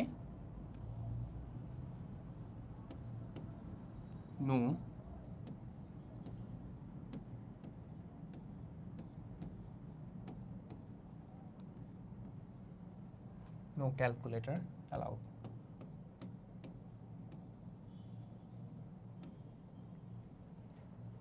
অর্থাৎ নো ক্যালকুলেটর অ্যালাউড শুনে অনেকেরই হয়তো জিনিসটা অ্যাকসেপ্ট করতে একটু কষ্ট হচ্ছে, যে কোয়ান্টিটিভ পার্ট অ্যাকচুয়ালি তাহলে কীভাবে অ্যান্সার করবো। এবং স্পেশালি যারা ইঞ্জিনিয়ারিং প্রিপারেশন নেয় তাদের ক্ষেত্রে তারা অনেক বেশি ক্যালকুলেটর ডিপেন্ডেন্ট। আমার ক্ষেত্রে হয়েছিল যে অ্যাডমিশনের সময় বা স্পেশালি এআইবি অ্যাডমিশনের সময় পড়ার সময়, যে টোটালি ক্যালকুলেটর ছাড়া যে ক্যালকুলেশন করা, এই জিনিসটা আমি প্রথমে ভেবেছিলাম অ্যাকচুয়ালি অনেক বেশি হার্ড হবে। বাট যেহেতু ক্যালকুলেটর অ্যালাউড না, এবং তোমাদেরকে অ্যাসিওর করবো যে কোয়েশ্চেনও তেমন কঠিনই হবে না।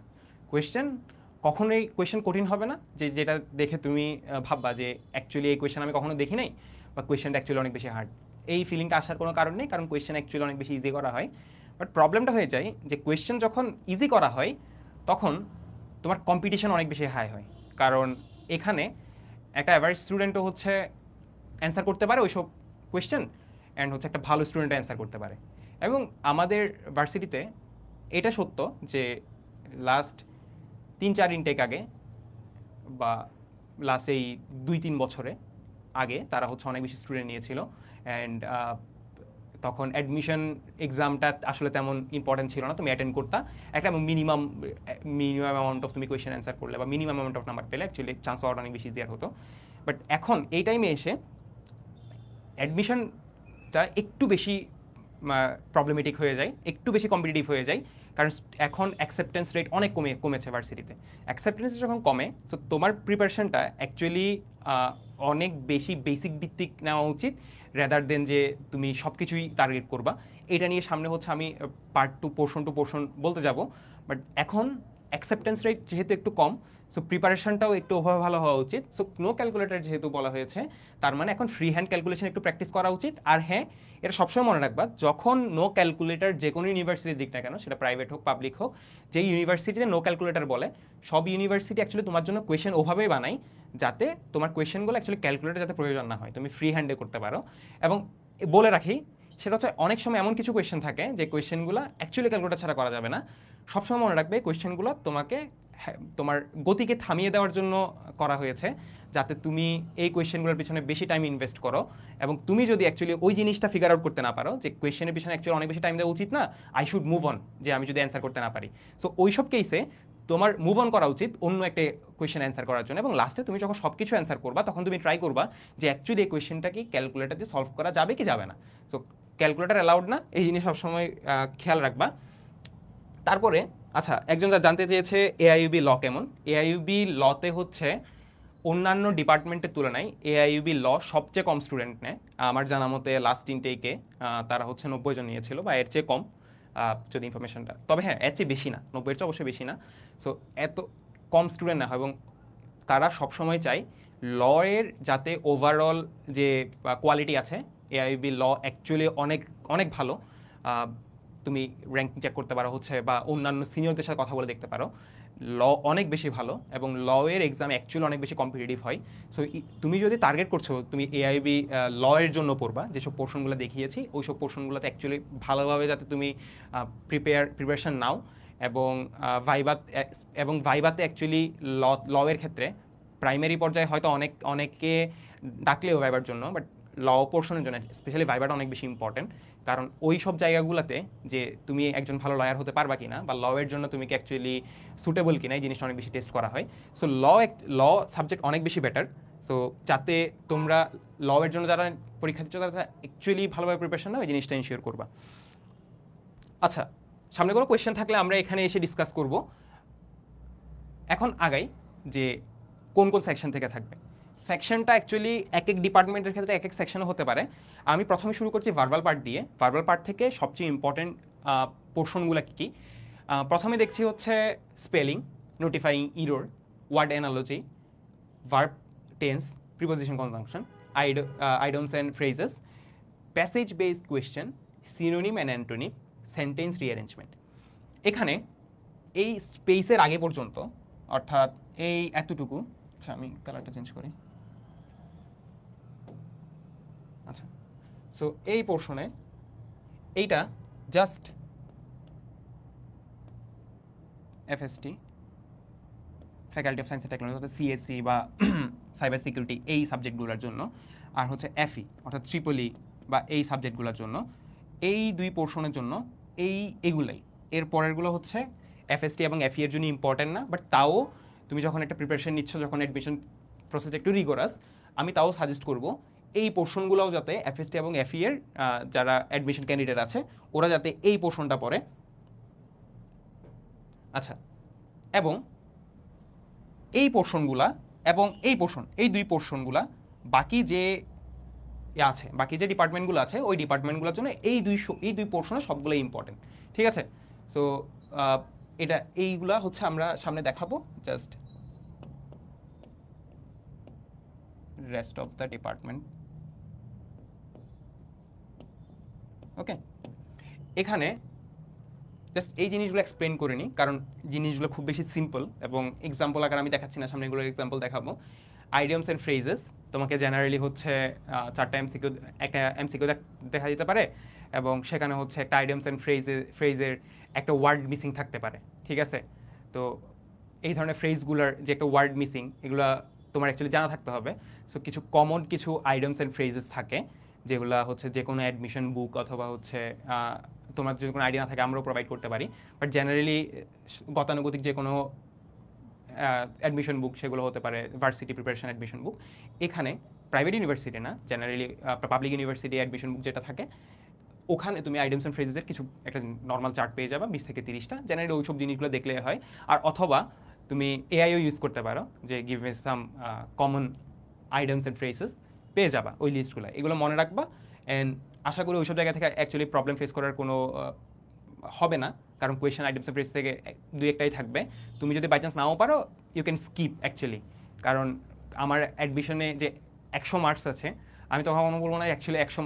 আর হ্যাঁ, সরি, আমি আরেকটা নোটে বলে দিই এই জিনিসটা, সেটা হচ্ছে নো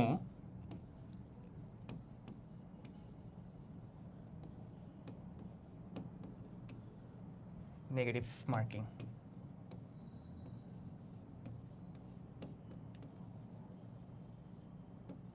ওকে, এক্সামে কোনো নেগেটিভ মার্কিং থাকবে না, 100 মার্কের কোয়েশ্চেন হবে। তুমি যদি কোনো কোয়েশ্চেন ভুল অ্যাটেম্প্ট করো, এটার জন্য অ্যাকচুয়ালি তেমন কোনো প্রবলেম হবে না। সো মার্ক কাটা যাবে না, এটা নিয়ে কোনো টেনশন করার কিছু নাই। তুমি যদি 50-50 চান্সও থাকে, এই কোয়েশ্চেনগুলো তুমি অবশ্যই অ্যান্সার করবা।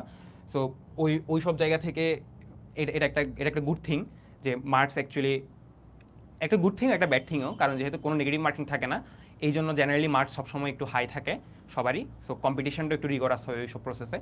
তো জেনারেলি কিছু কোয়েশ্চেন অ্যাভয়েড করলে তেমন, সত্যি বলতে তেমন কোনো প্রবলেম হয় না। কোয়েশ্চেন অবশ্যই ভুল হতেই পারে, অ্যান্ড কাটমার্কও যে একেবারে খুব 95-96 বা হচ্ছে 93-94 এমন না, অ্যারাউন্ড 90 বা এর নিচে বা এই ধরনের হচ্ছে প্যারি করে ইভেনচুয়ালি। অনেক সময় কাটমার্ক 80 পর্যন্ত যায়, অনেক সময় কম যায়, অনেক সময় অনেক হাই যায়। It actually depends on the question, actually depends on কতজন অ্যাপ্লাই করছে এটার উপর। বাট তাও আমি বলবো যে যদি কোনো কোয়েশ্চেন মানে সব কিছু যদি তুমি টাচ করা পসিবল না হয়, টাচ করো না। এটা আমার তরফ থেকে একটা ফুল সাজেশন। তুমি এই কম টাইমে, তোমার হাতে যদি টাইম কম থাকে, তুমি যদি অ্যাকচুয়ালি চাচ্ছ যে you have to do good, যে তোমার অনেক ভালো করতে হবে, তুমি চাও কম টাইমে অনেক বেশি কিছু কভার করার জন্য, তাদের জন্য সাজেশনটা হচ্ছে এমনভাবে পড়বা যাতে হচ্ছে তোমার 20% এফোর্ট দিয়ে যেসব জিনিসগুলো শেখা যায়। জেনারেলি একটা রুল হচ্ছে তুমি কোনো একটা কনসেপ্টের 20% এফোর্ট দিয়ে 80% জিনিস সম্পর্কে জানতে পারবা, ঠিক আছে? এটা হচ্ছে এফোর্ট, ঠিক আছে? এটা হচ্ছে রেজাল্ট, ঠিক আছে? জেনারেলি 20% এফোর্ট দিয়ে যেগুলার 80% শেখা যায়, তুমি ওই সব জিনিসগুলো সবার আগে ফোকাস করবা, ঠিক আছে? এবং অন্যান্য যেসব জায়গায় অ্যাডমিশনটা একটু কঠিন হয়, ওই ক্ষেত্রে আমরা জেনারেলি দেখি মানুষজন 80% এফোর্ট দিয়ে, অর্থাৎ যে জিনিসগুলো একটু কঠিন, সে আমার হচ্ছে কোনো সিলেবাসের ডেল্টা ওয়াই সার্কিট নিয়ে কোনো কিছু নাই। সো আমরা জেনারেলি অ্যাডমিশন প্রিপারেশনের সময় অনেকেই ডেল্টা ওয়াই সার্কিট সলভ করা শিখি, অনেকে হচ্ছে বক্স মেথড শিখে, অনেকে হচ্ছে পয়েন্ট মেথড শিখে কোনো একটা সার্কিট রিলেটেড প্রবলেম সলভ করতে গেলে। সো এই জিনিসগুলা এইচএসসির ক্ষেত্রে ওই 20% নিশ, ঠিক আছে, যেগুলো শিখতে অ্যাকচুয়ালি তোমার 80% এফোর্ট দেওয়া লাগে, ঠিক আছে? সো এইসব জিনিসগুলা আমি সাজেস্ট করবো, তোমার যদি টাইম কম থাকে তুমি অবশ্যই এইসব জিনিসগুলো অ্যাভয়েড করতে পারো, কারণ এই ধরনের হার্ড কোয়েশ্চেন বা এই ধরনের একটু কঠিন টাইপসের কোয়েশ্চেন ভার্সিটি খুব জেনারেলি অ্যাভয়েড করবে। ওকে, আচ্ছা,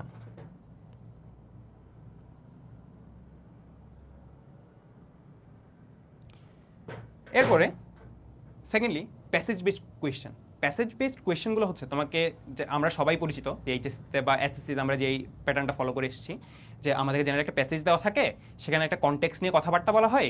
সেই হচ্ছে আমরা স্টুডেন্ট ওয়েলফেয়ার নিয়ে কোনো একটা প্যাসেজ আসলো, তো ওখানে স্টুডেন্ট ওয়েলফেয়ার থেকে তোমাকে হচ্ছে 5টা কোয়েশ্চেন করতে পারে, 2টা কোয়েশ্চেন করতে পারে। এই ধরনের জিনিসগুলো আমরা সবাই প্র্যাকটিস করেছি, অ্যান্ড জেনারেলি এটার জন্য এক্সট্রা কোনো প্রিপারেশনের দরকার হয় না।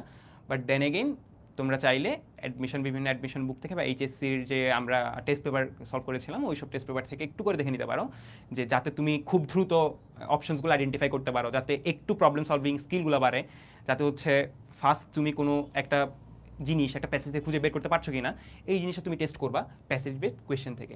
সিনোনিম অ্যান্টোনিমস এইটা হচ্ছে ওই যে অ্যাকচুয়ালি ডিকশনারি অনেক বড়, সিনোনিম অ্যান্টোনিমস অ্যাকচুয়ালি অনেক বেশি আছে।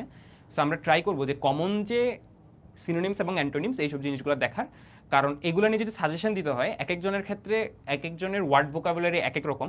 সো যাদের ওয়ার্ড ভোকাবুলারি অনেক ভালো, যাদের প্রিপারেশনটা অ্যাকচুয়ালি কম, যাদের ওয়ার্ড ভোকাবুলারি মানে খারাপ বা খারাপ না অ্যাকচুয়ালি একটু কম, যেহেতু আমরা যেটা আমাদের একটা সেকেন্ড ল্যাঙ্গুয়েজ, সো যাদের আমাদের একটু কম তারা জেনারেলি ট্রাই করবো যে কমন ওয়ার্ডসের যে ভোকাবুলারিগুলো আছে এই ভোকাবুলারিগুলো একটু দেখার জন্য। জেনারেলি এগুলা তুমি যে কোনো র্যান্ডম জায়গা থেকে, এবং তোমরা যদি চাও যে আমরা একটা তোমাদের জন্য রিসোর্স প্রোভাইড করি, এবং যদি এবং কোনো কিছু দরকার হয় আমাদেরকে জানাবা, অ্যান্ড প্রাইভেট ইউন থেকে অবশ্যই তোমাদেরকে হেল্প করা ট্রাই করা হবে এই ধরনের কিছু শর্ট লিস্ট দিয়ে।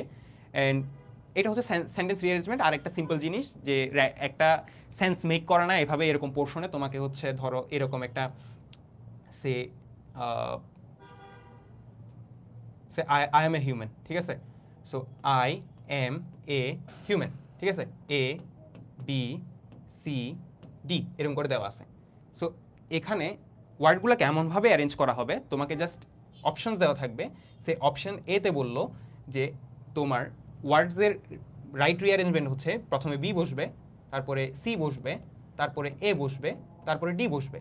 সো এভাবে করে জাস্ট এভাবে দেওয়া থাকবে, এবং তুমি রাইট রিঅ্যারেঞ্জমেন্টটা বের করবা কোনটা অ্যাকচুয়ালি গ্রামাটিক্যালি বেশি সেন্স মেক করে, কোনটা গ্রামাটিক্যালি বেশি কারেক্ট। এই ধরনের কোয়েশ্চেনগুলো সেন্টেন্স রিঅ্যারেঞ্জমেন্ট থেকে থাকবে, এবং এই পোর্শনগুলো আমরা সামনে ডিটেলস দেখছি। আচ্ছা, স্পেলিং সেকশন, অ্যান্ড এটা অ্যাকচুয়ালি স্লাইড, এটা আমি হচ্ছে জাস্ট আলাদা করে দেখালাম, কারণ ওয়ার্ডগুলো স্পেলিংয়ের ক্ষেত্রে স্পেশালি খুব বেশি কনফিউজিং থাকে। এক্ষেত্রে দেখো আমাকে স্পেলিংয়ের ক্ষেত্রে কোয়েশ্চেনে কিছুই বলে নাই যে find out the right spelling, বা এরকম কিছুই বলে নাই। আমাকে জাস্ট দিল যে এখান থেকে কোনটা কারেক্ট। এমসিকিউতে মাল্টিপল চয়েস কোয়েশ্চেন থাকে, যেটা বেস্ট হবে সেটাই অ্যান্সার। এখন তুমি দেখছো যে চারটা ওয়ার্ডই অ্যাকচুয়ালি খুব বেশি কাছাকাছি, এবং সবগুলোর উচ্চারণই actually dictionary. So actual answer কোনটা? যারা অ্যান্সার দিতে চাও কোয়েশ্চেনে কমেন্টস দিতে পারো। আর জেনারেলি এই জিনিসগুলো ডেভেলপ করার জন্য একটু রাইটিং হ্যাবিটগুলো একটু বাড়াতে হবে। আমরা যে জিনিসগুলো লিখছি এগুলো নিয়ে একটু কনসাস হতে হবে। তোমাকে এমন কোনো ওয়ার্ডস দিবে না যেগুলো খুব বেশি কঠিন বা কখনো শুনো নাই। জেনারেলি খুব ইজি ওয়ার্ডসগুলোই দেওয়া হবে, বাট একটু কনফিউজিং দেওয়া হবে, ঠিক আছে? তো আমরা চারটা অপশন দেখে যা বুঝছি যে B is the right answer, ঠিক আছে? ডিকশনারি, ডিআইসি টিআইও এনএআরওয়াই, ঠিক আছে? সো এটা হচ্ছে রাইট আনসার। এবং দেখো এরপরে আরেকটা থাকতে পারে নোটিফাইং ইরোর টাইপসের। নোটিফাইং ইরোরটা আসলে দেখতে কেমন দেখো, our tribal women are very hard working in nature, হ্যাঁ। এবং 2 নাম্বার আছে bread and butter are always his favourite breakfast. এখন নোটিফাইং ইরোরে এই দুইটাতে অ্যাকচুয়ালি ইরোর আছে, এখানেও একটা ইরোর আছে, এখানেও একটা ইরোর আছে, এক বা একাধিক থাকতেই পারে, বাট বেসিক্যালি পোর্শনে ইরোর আছে। এ পোর্শনে ইরোর থাকতে পারে, বি পোর্শনে ইরোর থাকতে পারে, সি পোর্শনে ইরোর থাকতে পারে, ডি পোর্শনে ইরোর থাকতে পারে, যে কোনো একটা পোর্শনে ইরোর থাকতে পারে। তোমার থেকে জানতে চাইলো যে কোন পোর্শনে ইরোর আছে। Our tribal women are, just এখানে একটা জিনিস দেখো, আর তার মানে হচ্ছে আওয়ার ট্রাইবাল উইমেন মানে আমাদের যে ট্রাইবাল উইমেনগুলো আছে তাদের সবাইকে একসাথে বোঝানো হচ্ছে। সো এই জন্য আর ইউজ করা হয়েছে very hard working in nature, ঠিক আছে? সো আমরা জানি যে উইমেনের সিঙ্গুলার ফর্ম যেটা আছে সেটাকে আমরা লিখি হচ্ছে WO,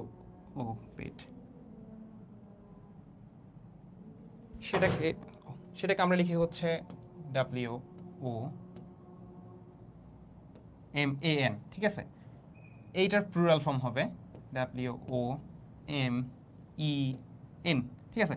সো আমাদের এই ক্ষেত্রে যে জায়গাটা মিস্টেক আছে সেটা হচ্ছে এখানে আমাদের প্লুরাল ফর্ম ইউজ করতে হবে, বাট ইউজ করেছে সিঙ্গুলার ফর্ম। সো অ্যান্সারটা এই জায়গায় ই হবে, এর জায়গায়, রাইট? তারপরে তার মানে অ্যান্সার যেটা হবে তোমাদের এমসিকিউতে এ যখন এমসিকিউতে এভাবে ওএমআর এ দেওয়া থাকে, সে ওয়ানে দেওয়া থাকলো যে এভাবে যে এ বি সি ডি, ঠিক আছে? আমি অনেককেই শুনেছি যে অ্যাকচুয়ালি নোটিফাইং ইরোরে যে পোর্শনটা তাদের সবচেয়ে বেশি ঠিক লাগে তারা সেটাই দাগিয়ে দিল। সো এমন হয়েছে যে তার কাছে হয়তো লেগেছে আর A B R A portion হচ্ছে ভুল, এবং হচ্ছে সি পোর্শনটা তার কাছে অনেক সময় রাইট লেগেছে, কারণ সে পড়ার সময় অ্যাকচুয়ালি অনেকেই ওই ধৈর্যটা থাকে না, এক্সামে ধৈর্য হারা হওয়া যাবে না, এই কোয়েশ্চেনটা ভালোভাবে বুঝতে হবে। অ্যান্ড খুবই সিম্পল একটা অ্যান্সার, আমাদের এ পোর্শনে ভুল, এজন্য আমরা ফিল আপ করবো এ, ঠিক আছে? অন্য কোনো পোর্শন ফিল আপ করতে যাইও না, কারণ নোটিফাইং ইরোড একটাই ইরোড থাকবে। অ্যান্ড হ্যাঁ, অনেক সময় কোয়েশ্চেন এটা বলে দিতেই পারে যে in this sentence which one is the right part, ঠিক আছে? দেখবা হয়তো তখন এ বি সিতে প্রত্যেকটাতে একটা একটা ভুল আছে, ডিতে কোনো ভুল নেই, সো তখন হয়তো অ্যান্সারটা এ হবে, আর হচ্ছে সরি ডি হবে। So bread and butter, second কোয়েশ্চেনটাও একটু ডিফারেন্ট। এই ক্ষেত্রে যেহেতু আমরা সিঙ্গুলার ইরোড দেখেছি, সিঙ্গুলার ফর্মে প্লুরাল ফর্মের মধ্যে ইরোড দেখেছি, তার মানে নোটিফাইং ইরোডে সবসময় সিঙ্গুলার প্লুরাল আসবে না, এটা বেসিক্যালি তোমার সব ধরনের গ্রামাটিক্যাল অ্যাবিলিটি জাজ করা হবে। সো ধরো bread and butter are always his favourite breakfast, এই ধরনের কোয়েশ্চেনে আমরা অ্যাকচুয়ালি এই যে ব্রেড অ্যান্ড বাটার, যে এই যে ফ্রেজটা আছে বা এই যে টোটাল অংশটা ব্রেড অ্যান্ড বাটার, এটা অ্যাকচুয়ালি সিঙ্গুলার ফর্মকে নির্দেশ করে, ঠিক আছে? যেহেতু এই দুইটা ব্রেড অ্যান্ড বাটার, এই দুইটা যদি একটা নির্দিষ্ট পোর্শনকে নির্দেশ করে, একটা সিঙ্গুলার ফর্মকে নির্দেশ করে, তখন এইটা অ্যাকচুয়ালি সিঙ্গুলার আকারে যেহেতু কাজ করছে, তাই আর এই যে আর ইউজটা এই ক্ষেত্রে ভুল। সো আর ইউজটা যেহেতু এই ক্ষেত্রে ভুল, তার মানে bread and butter is always his favourite breakfast, ঠিক আছে? তো যেহেতু ভুলটা ইজ এই পুরো পোর্শনটা না, অলওয়েজ কিন্তু রাইট আছে, অলওয়েজ কিন্তু কোথাও ভুল নাই, ঠিক আছে? বাট দেন এগেন বি পোর্শনের মধ্যে জাস্ট একটা পোর্শন ভুল বলে বি এই ক্ষেত্রে রাইট আনসার। সো তোমার ইরোটা কোথায় আছে? ইরোটা বিতে আছে। আমরা জাস্ট আমাদের অ্যান্সারগুলো একটু দেখি। হ্যাঁ দেখো, সলিউশনটা হচ্ছে এ পোর্শনে ইরোড ছিল, সেটা হচ্ছে ওয়েমেন এ আছে, সেখানে এম ই হবে, ঠিক আছে? ইনকারেক্ট কেন? কারণ হচ্ছে সিঙ্গুলার ফর্মে দেওয়া ছিল, আমাদের প্লুরাল ফর্ম ইউজ করতে হবে। তারপরে হচ্ছে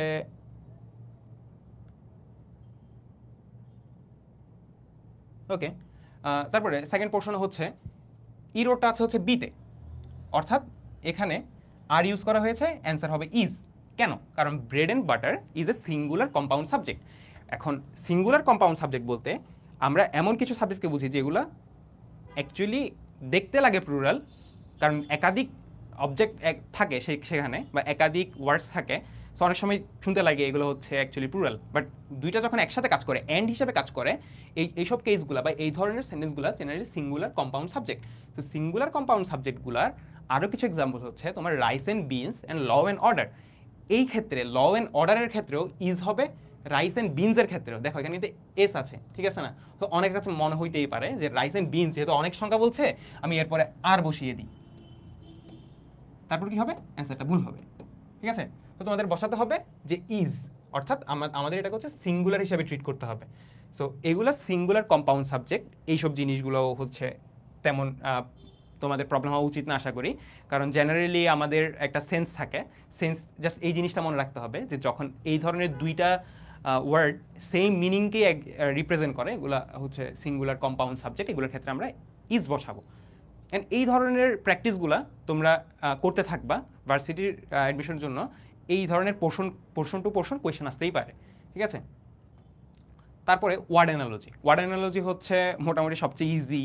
সো এই ক্ষেত্রে দেখো, উই আস, এটা question, we us she dash, অর্থাৎ তোমাকে অ্যাকচুয়ালি চাইবে যে ড্যাশে অ্যান্সারটা কী হবে, রাইট?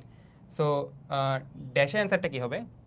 এখানে আসের সাথে শি এর কোনো কানেকশন নেই, এখানে দেখছো, এখানে আমরা একটা সেমিকোলন দেখছি, এই যে এই পোর্শনটা দিয়ে বুঝিয়েছে যে এই কোয়েশ্চেনটা আলাদা, এবং এইটার মতো করেই আমি এই ইউজটা এখানে করব, ঠিক আছে? তো দেখো উই আস, অর্থাৎ যখন আমরা জেনারেলি উইকে রিপ্রেজেন্ট করছি, যখন আমি সেটা আমার পার্সপেক্টিভ থেকে বলি, তখন সেটা আমি আস হিসাবে বলি। সো শি, এটা অ্যান্সার ইজ হার, রাইট? কারণ শি এর সাথে হিজও হবে না, দেয়ারও হবে না, সো অ্যান্সার হবে হার। সো এক্ষেত্রে সি। পেন রাইট, তার মানে আমরা পেন কি কাজে ইউজ করছি? রাইটিংয়ের কাজে ইউজ করছি, অর্থাৎ এই ক্ষেত্রে এই প্রশ্নটাকে আমি বুঝছি যে লেফট সাইডে যে ওয়ার্ডটা দেওয়া আছে, রাইট সাইডে সেই ওয়ার্ডটার ইমপ্লিমেন্টেশন হচ্ছে। পেন দিয়ে আমরা কি করি? রাইট করি। সো ফুড দিয়ে জেনারেলি আমরা কি করি? ফুডকে আমরা যে কাজে লাগে সেটা হচ্ছে খাওয়ার কাজে লাগে, ঠিক আছে? সো ফুডের সাথে কানেকশন হবে কি? ইট। সো এই ক্ষেত্রে অ্যান্সার হবে ডি। এরপরে লাইব্রেরি, জাস্ট এই সম্পর্কটা থেকে তুমি কি বুঝছো? এই সম্পর্কটা অ্যাকচুয়ালি বুঝাই যে লাইব্রেরিতে থাকবে কারা? হ্যাঁ, লাইব্রেরিয়ান থাকবে, এটা ট্রু, বাট লাইব্রেরিতে যাদের জন্য করা হয়, স্টুডেন্টদের জন্য করা হয়েছে, ঠিক আছে? যে library actually consist of students.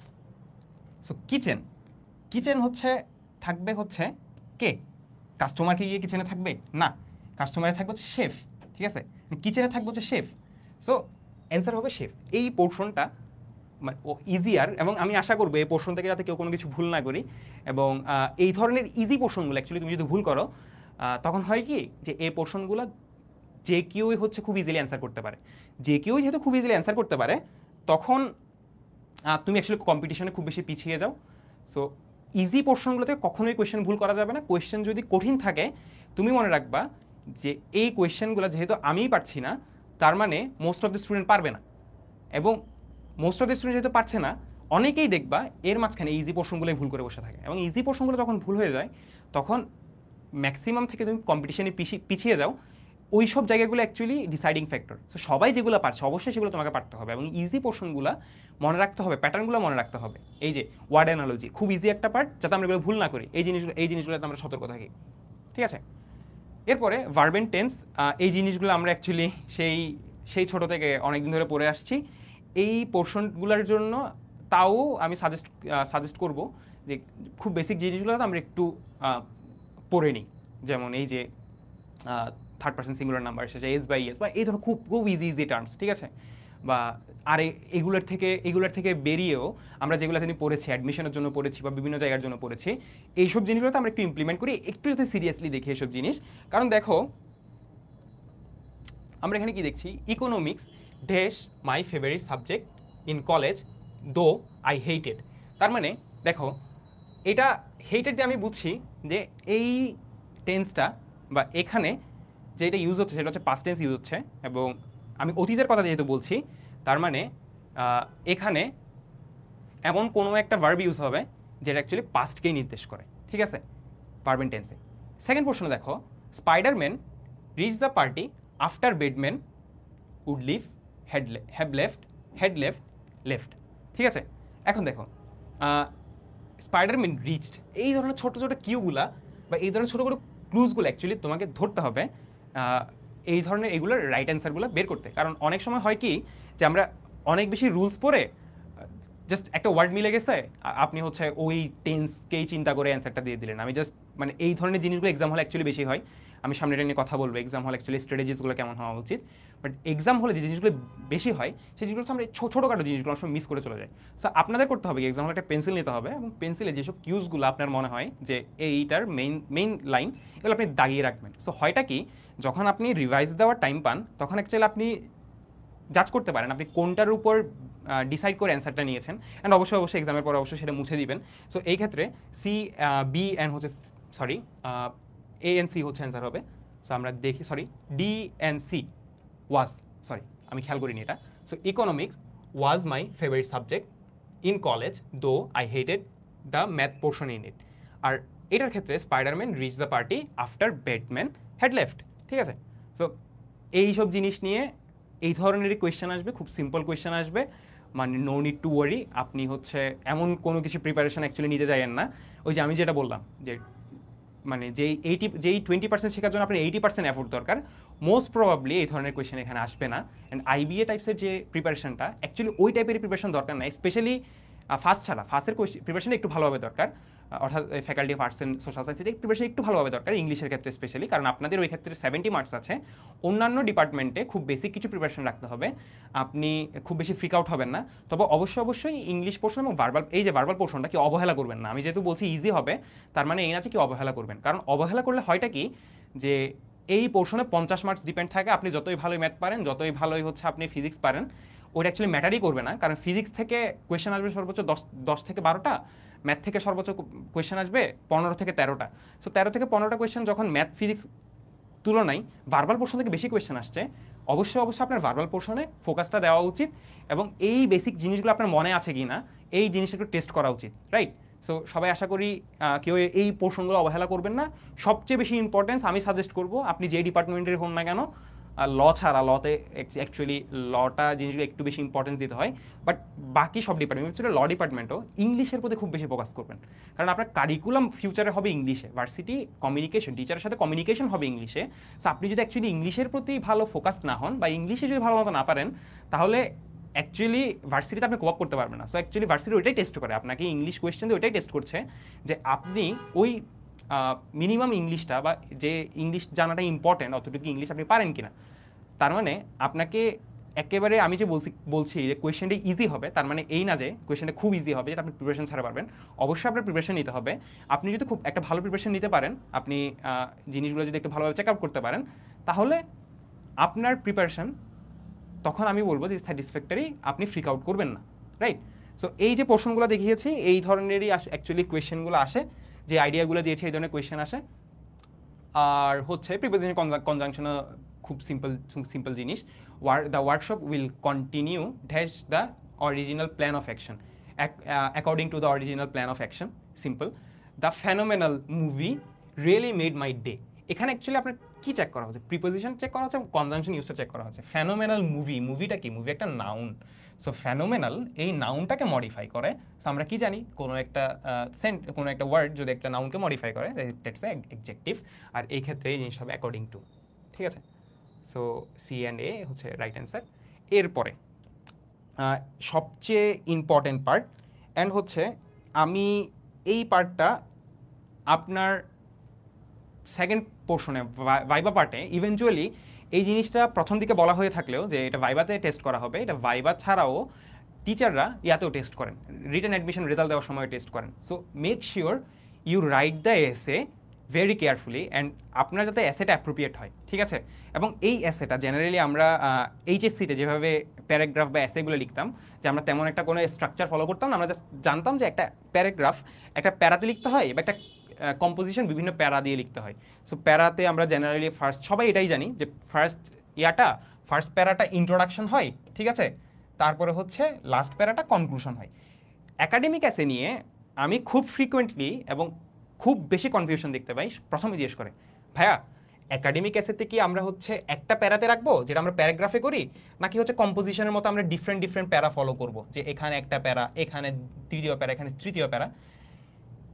অ্যান্সারটা হচ্ছে এইটা কাইন্ড অফ কম্পোজিশন স্টাইলেই লিখতে হবে, যে আপনার প্যারাগুলার পোর্শন ডিফারেন্ট হতে হবে। এবং যেখানে আপনি ইন্ট্রোডাকশন লিখছেন মেক শিওর শুধু সেই পার্টে যাতে ইন্ট্রোডাকশনটা থাকে, এবং বডি প্যারাগ্রাফ টু কনক্লুশন এগুলোতে অ্যাকচুয়ালি কী মিন করছেন, কী করছে, এগুলো আমি হচ্ছে খুব দ্রুত দেখিয়ে যাব এবং আপনাদেরকে দেখাবো যে অন্যান্য পোর্শনের বেটার প্রিপারেশন আরও কোথা থেকে আসতে পারে।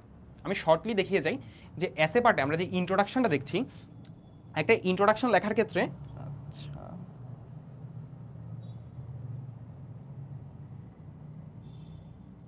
ওকে, একটা ইন্ট্রোডাকশন লেখার ক্ষেত্রে আমাদের তিনটা জিনিস ফলো করতে হবে। প্রথমটা হচ্ছে hook, background statement and thesis statement.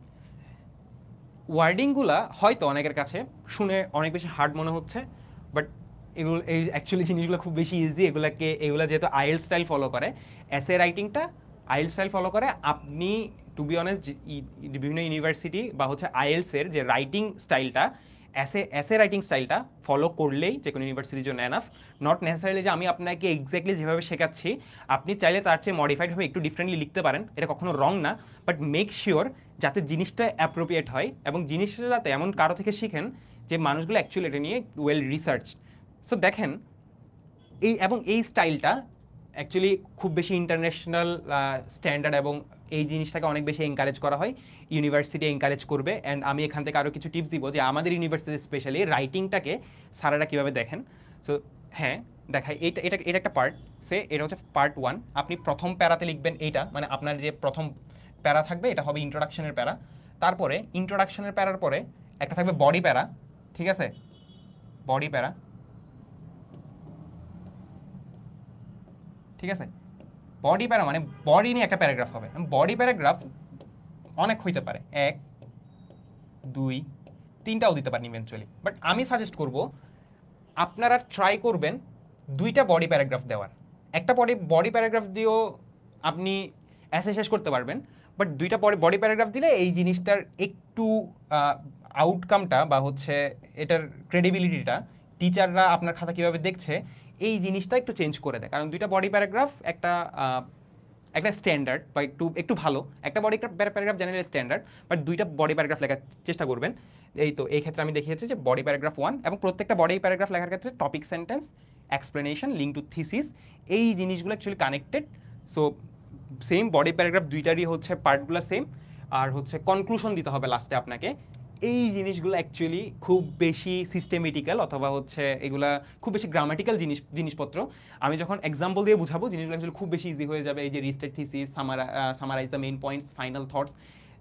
দেখেন জিনিসটা খুব সিম্পলি চিন্তা করেন। ইন্ট্রোডাকশন হবে প্রথমে এসের বিভিন্ন টাইপ আছে, আমরা সবাই জানি যে এসে হচ্ছে আপনার সেটা অপিনিয়ন টাইপ এসে হতে পারে, সেটা হচ্ছে অ্যাডভান্টেজ ডিসঅ্যাডভান্টেজ টাইপ এসে হতে পারে, সেটা বিভিন্ন টাইপের হতে পারে। আমি একটা এসে দিয়ে আপনাদের এক্সাম্পলগুলো দেখাচ্ছি যে অ্যাকচুয়ালি অন্যান্য এসেগুলো কীভাবে লিখতে হবে সেটা থেকে এটাই বুঝতে পারবেন। সো ধরেন আমাকে একটা অপিনিয়ন বেসড এসে নিয়ে আমাকে স্যার জানতে চাইলো, আমার থেকে স্যার জানতে চাইলো যে আমাকে আমার অপিনিয়ন দিতে বললো যে স্কুলে ইউনিফর্ম থাকা উচিত কি উচিত না, এই ধরনের একটা জিনিস আমার অপিনিয়ন চাইলো এসেতে।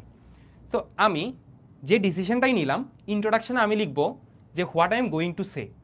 আমার এসেটাতে আমি কি বলতে চাচ্ছি, যে আমি কি অ্যাকচুয়ালি সাপোর্ট করি কি করি না, আমি কি বলতে চাচ্ছি সেই জিনিস আমি ইন্ট্রোডাকশনে জাস্ট ক্লিয়ার করব। বডি প্যারাতে আমি ক্লিয়ার করব আমি যেটা বলতে চাচ্ছিলাম, আমি যে জানাইলাম যে স্যার আমি এটা বলতে চাচ্ছি, আমি বডি প্যারাগ্রাফে ওই জিনিসটা এক্সপ্লেন করব যে আমি এটা বলতে চাচ্ছিলাম এবং আমি এখন বলছি জিনিসটা, ঠিক আছে।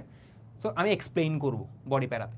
কনক্লুশনে গিয়ে সিম্পলি আমি বলবো যে দেখেন আমি যে জিনিসটা বলেছিলাম সেই জিনিসটা আমি বলেছি অ্যান্ড দ্যাটস ইট, এটাই কনক্লুশন। খুব সিম্পল। এই জিনিসগুলো দেওয়ার মানে ইন্ট্রোডাকশনটাকে আমি একটু অ্যাকচুয়ালি ভালোভাবে ইম্পর্টেন্স দিই। ইন্ট্রোডাকশন পার্টটা একটু ডিপলি বোঝার ট্রাই করবেন, কারণ জেনারেলি ফ্যাকাল্টি বা টিচার আপনার প্যারাগ্রাফ যখন ওপেন হবে তখন প্রথম লাইন দেখে বুঝতে পারবে যে আপনি হচ্ছে ঠিকভাবে কি স্ট্রাকচার ফলো করেছেন কি করেন নাই। এই জিনিসটা হচ্ছে টিচার ওই যে প্রথম 2-3 লাইন দেখে বুঝতে পারেন, এই হুক, ব্যাকগ্রাউন্ড স্টেটমেন্ট বা থিসিস স্টেটমেন্ট থেকে। আর আচ্ছা ভাইয়া, ইংলিশ অ্যান্ড ম্যাথ ফিজিক্সের মধ্যে কি আলাদা আলাদা মার্কস ডিস্ট্রিবিউশন হবে বা সব করবে নাকি ওভারঅল করবে? আচ্ছা এটার অ্যান্সার দিচ্ছি, আমি আগে এই পার্টটা শেষ করি। আচ্ছা হ্যাঁ, এর অ্যান্সার দিয়ে দিই। সেটা হচ্ছে ফিজিক্স অ্যান্ড ইংলিশ পোর্শনে হচ্ছে 50 মার্কস থাকবে, যেটা আমি প্রথমে দেখিয়েছিলাম, যে যদি মিস করে থাকেন প্রথম দিকে লাইভটা একটু দেখবেন। সেটা হচ্ছে এই যে 50 মার্ক, তোমার যে 50 মার্কস যেটা থাকে, 50 মার্কসেরটা পুরোটা ইংলিশ থেকে আসবে, মানে ভার্বাল পোর্শন থেকে আসবে। আমি যে টাইপগুলো দেখিয়েছি কোয়েশ্চেনের, ওই টাইপ থেকে 50 মার্কের এসে ছাড়া। বাকি যে কোয়েশ্চেনগুলো আছে এই যে সিনোনিম, অ্যান্টোনিম বা হচ্ছে ইরোর নোটিফাইং বা এই ধরনের গ্রামাটিক্যাল ব্যাপার স্যাপারগুলো, এবং এই গ্রামাটিক্যাল ফুল পোর্শন থেকে 50 মার্কসের কোয়েশ্চেন আসবে কিসের ক্ষেত্রে? এফএসটি এবং এফই এর ক্ষেত্রে। এবং ফার্স্টের ক্ষেত্রে faculty of arts and social science, এই ক্ষেত্রে 70 মার্কস আসবে। এবং ওই যে মার্ক ডিস্ট্রিবিউশন ওয়াইজ দেখিয়েছিলাম, ওই পার্টটা একটু চেক করবেন। অ্যান্ড হচ্ছে বাকি পোর্শনটা আমি ধরে নিচ্ছি যে এফএসটি এবং এফই এর ক্ষেত্রেই বলছেন। সো এফএসটি এবং এফই এর ক্ষেত্রে বাকি যে 50 মার্ক, সেই 50 মার্ক থাকবে ম্যাথ এবং ফিজিক্স কম্বাইন্ড, ঠিক আছে। আর এই এক্সট্রা পোর্শনটা, এটার কোনো মার্কিং খাতাই হবে না, এটা জেনারেলি ভাইবা বোর্ডের জন্য রাখা হয়। ভাইবা বোর্ডে আপনাকে জিজ্ঞেস করা হবে যে হোয়াই ডু ইউ থিঙ্ক, যে আপনি যে অ্যান্সারটা দিয়েছেন এই অ্যান্সারটা কারেক্ট, বা এটাকে আরেকটু জাস্টিফাই করার কথা বলবে, অথবা আপনার এসে নিয়ে কথা বলবে তারা, যে অ্যাকচুয়ালি আপনার এসেতে এগুলো মিসিং ছিল, বা কেন আপনি এই কথাগুলো বলেছেন। এটা ভাইবা পার্ট অ্যাকচুয়ালি এভালুয়েট করা হয়। আর এসে পার্ট অ্যাকচুয়ালি আপনার ক্রিটিক্যাল থিঙ্কিং অ্যাবিলিটি জাজ করে। আমি একটা সামনে অপিনিয়ন বেসড এসে দেখাচ্ছি, আপনারা বুঝবেন কেন আমি হচ্ছে এসেটাকে এত ইম্পর্টেন্ট পার্ট বলছি। এবং এসেটা অ্যাকচুয়ালি আপনার ওই যে অ্যাডমিশন আপনি চান্স পাচ্ছেন কিনা, এই জিনিসটা অ্যাকচুয়ালি অনেক বেশি ডিপেন্ড করে এসের উপরে। তো দেখাই যে ধরেন আমরা একটা এসে নিয়ে কথা বলছি, যে এসের টপিকটা হচ্ছে should school uniform B mandatory. হ্যাঁ, স্কুল ইউনিফর্ম কি ম্যান্ডেটরি করা উচিত কিনা, এইটা নিয়ে আপনার অপিনিয়ন জানতে চাইছে। এখন আপনি সেটা বলতে পারেন যে অ্যাকচুয়ালি স্কুল ইউনিফর্ম ম্যান্ডেটরি না, কেন না? তখন আপনাকে এক্সপ্লেইন করতে হবে যে আপনি কি বলতে চাচ্ছেন, কেন বলতে চাচ্ছেন, এবং কেন বললেন, ওই যে স্ট্রাকচারটা ফলো করতে হবে। অথবা আপনি যদি বলতে চান যে অ্যাকচুয়ালি স্কুল ইউনিফর্ম নেসেসারি, কেন নেসেসারি, তখন সেই জিনিসটা আপনি এক্সপ্লেন করবেন। সো আপনার অপিনিয়ন কখনো ভুল না, রিমেম্বার দ্যাট। অপিনিয়ন বেসড এসেতে আপনি যদি অ্যাগ্রিও দেন তাহলেও আপনি মার্কিং পাবেন, ডিসঅ্যাগ্রি দিলেও মার্কিং পাবেন। এটা কখনো এটা ডিফাইন করে না যে আপনি ডিসঅ্যাগ্রি দিয়েছেন বলে আপনার অ্যান্সার ভুল, এটা এমন কোনো কিছু না। জাস্ট মেক শিওর যে আপনি যদি ডিসঅ্যাগ্রি করেন বা অ্যাগ্রি করেন, তাহলে আপনি যাতে প্রপারলি জাস্টিফাই করতে পারেন। এবং দেখাই, আমি একটা জিনিস দেখাই, আর আপনারা হচ্ছে যদি কোনো কোয়েশ্চেন থাকে আমাকে জানাবেন। দেখেন, ফার্স্ট পার্টে আমি ইন্ট্রোডাকশন দিচ্ছিলাম। যখন ইন্ট্রোডাকশনে আমি 3টা পার্ট দেখেছি, যে ইন্ট্রোডাকশনে হুক থাকবে, একটা ব্যাকগ্রাউন্ড স্টেটমেন্ট থাকবে, আর একটা থিসিস স্টেটমেন্ট থাকবে। এখন ইন্ট্রোডাকশন পার্টে তো চার্জ শেষ।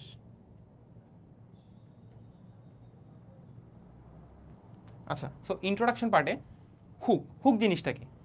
আপনি এমন একটা লাইন লেখা ট্রাই করবেন যেটা দিয়ে আপনি টিচারের অ্যাটেনশন পাবেন, ঠিক আছে? আপনাকে বললো যে স্কুল ইউনিফর্ম রাখা উচিত কি উচিত না, বা হচ্ছে school uniform should be mandatory, আপনার অপিনিয়ন দিতে বললো। সো জেনারেলি কোয়েশ্চেনটা আরেকটু থাকে যে এই what's your opinion one should school uniform B mandatory. So আপনি যদি অ্যাগ্রি করেন বা ডিসএগ্রি করেন, এইটা আপনার প্রথম লাইন হওয়া উচিত না।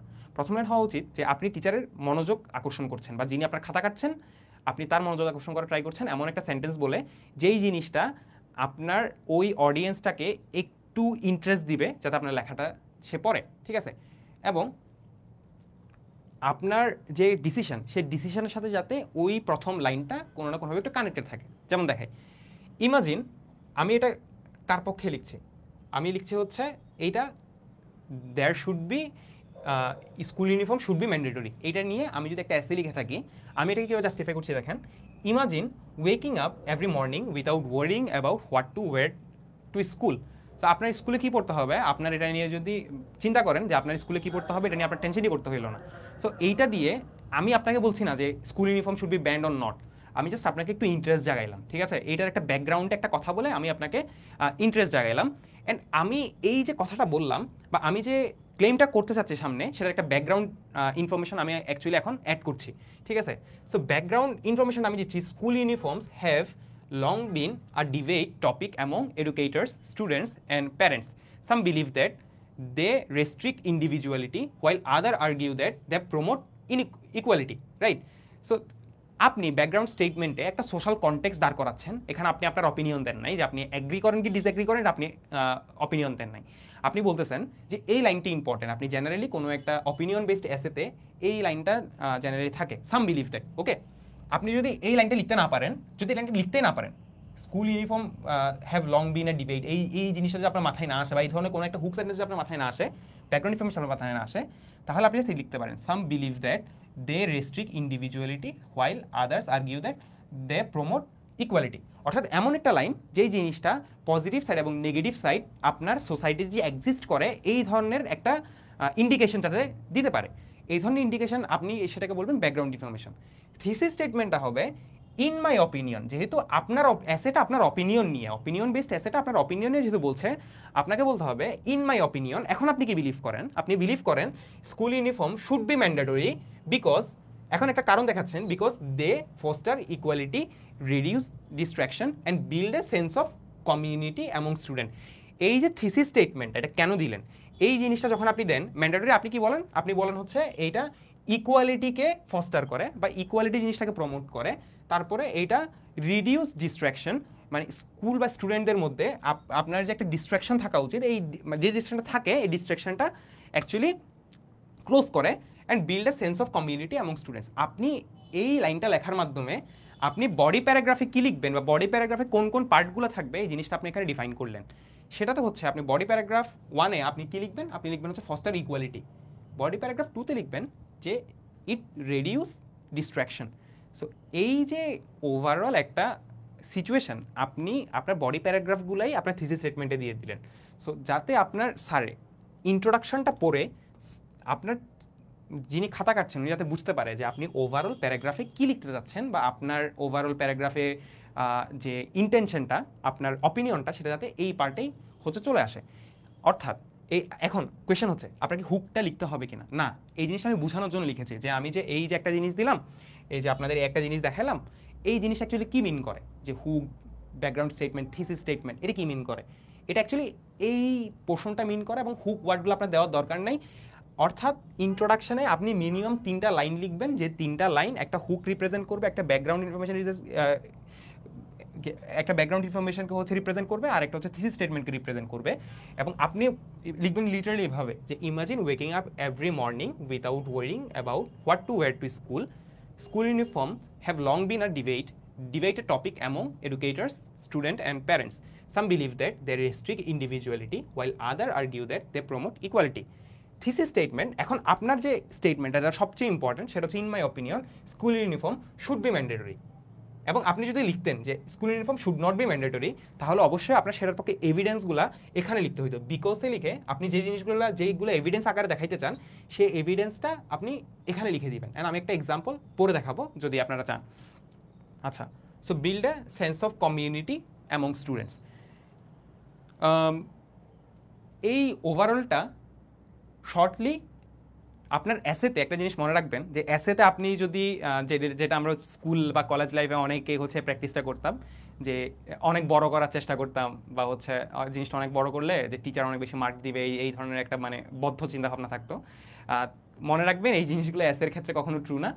আপনি যদি এই পোর্শনগুলো ঠিকঠাক করে ফুলফিল করতে পারেন, you will get a super mark সবসময়। যদি আপনি যদি খুব সুন্দর ভোকাবুলারি ইউজ করতে পারেন, বা রাইটিংটা যদি আপনার প্রপার হয়, এই ক্ষেত্রে introduction, background information, thesis statement, এগুলো যদি মানে এই ধরনের স্ট্রাকচারগুলো মেনটেন করতে পারলে আপনি সবসময় ভালো মার্কিং পাবেন। অ্যান্ড হচ্ছে আপনার কোহিসিভ ডিভাইস করার ট্রাই করবেন। যে ভার্সিটিতে আমরা জেনারেলি যে কোর্সটাতে রাইটিং ফোকাস, ইংলিশ টুতে ফ্যাকাল্টিরা অলওয়েজ হচ্ছে আমাদেরকে কোহিসিভ ডিভাইসগুলো ইউজ করার কথা বলেন। এই যে লিঙ্ক ইন ওয়ার্ডস যেগুলো আমরা ইউজ করি আর কি, যে first of all, secondly, after that, এই ধরনের জিনিসগুলো ইউজ করবেন। স্পেশালি বডি প্যারাগ্রাফে অবশ্যই ইউজ করতে হবে সেটা।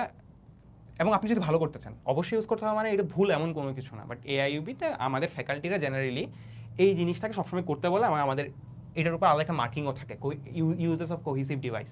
সো এই যে দেখেন, আমি বডি প্যারাগ্রাফ শুরু করার আগেই মনে রাখবেন অবশ্যই টপিক সেন্টেন্স এইগুলো লেখার দরকার নেই, এগুলো আমি আলাদা করে দিলাম, যে আমি যে আগের পার্টে যেগুলো বুঝিয়েছি সেগুলোকে এখানে আছে কিনা।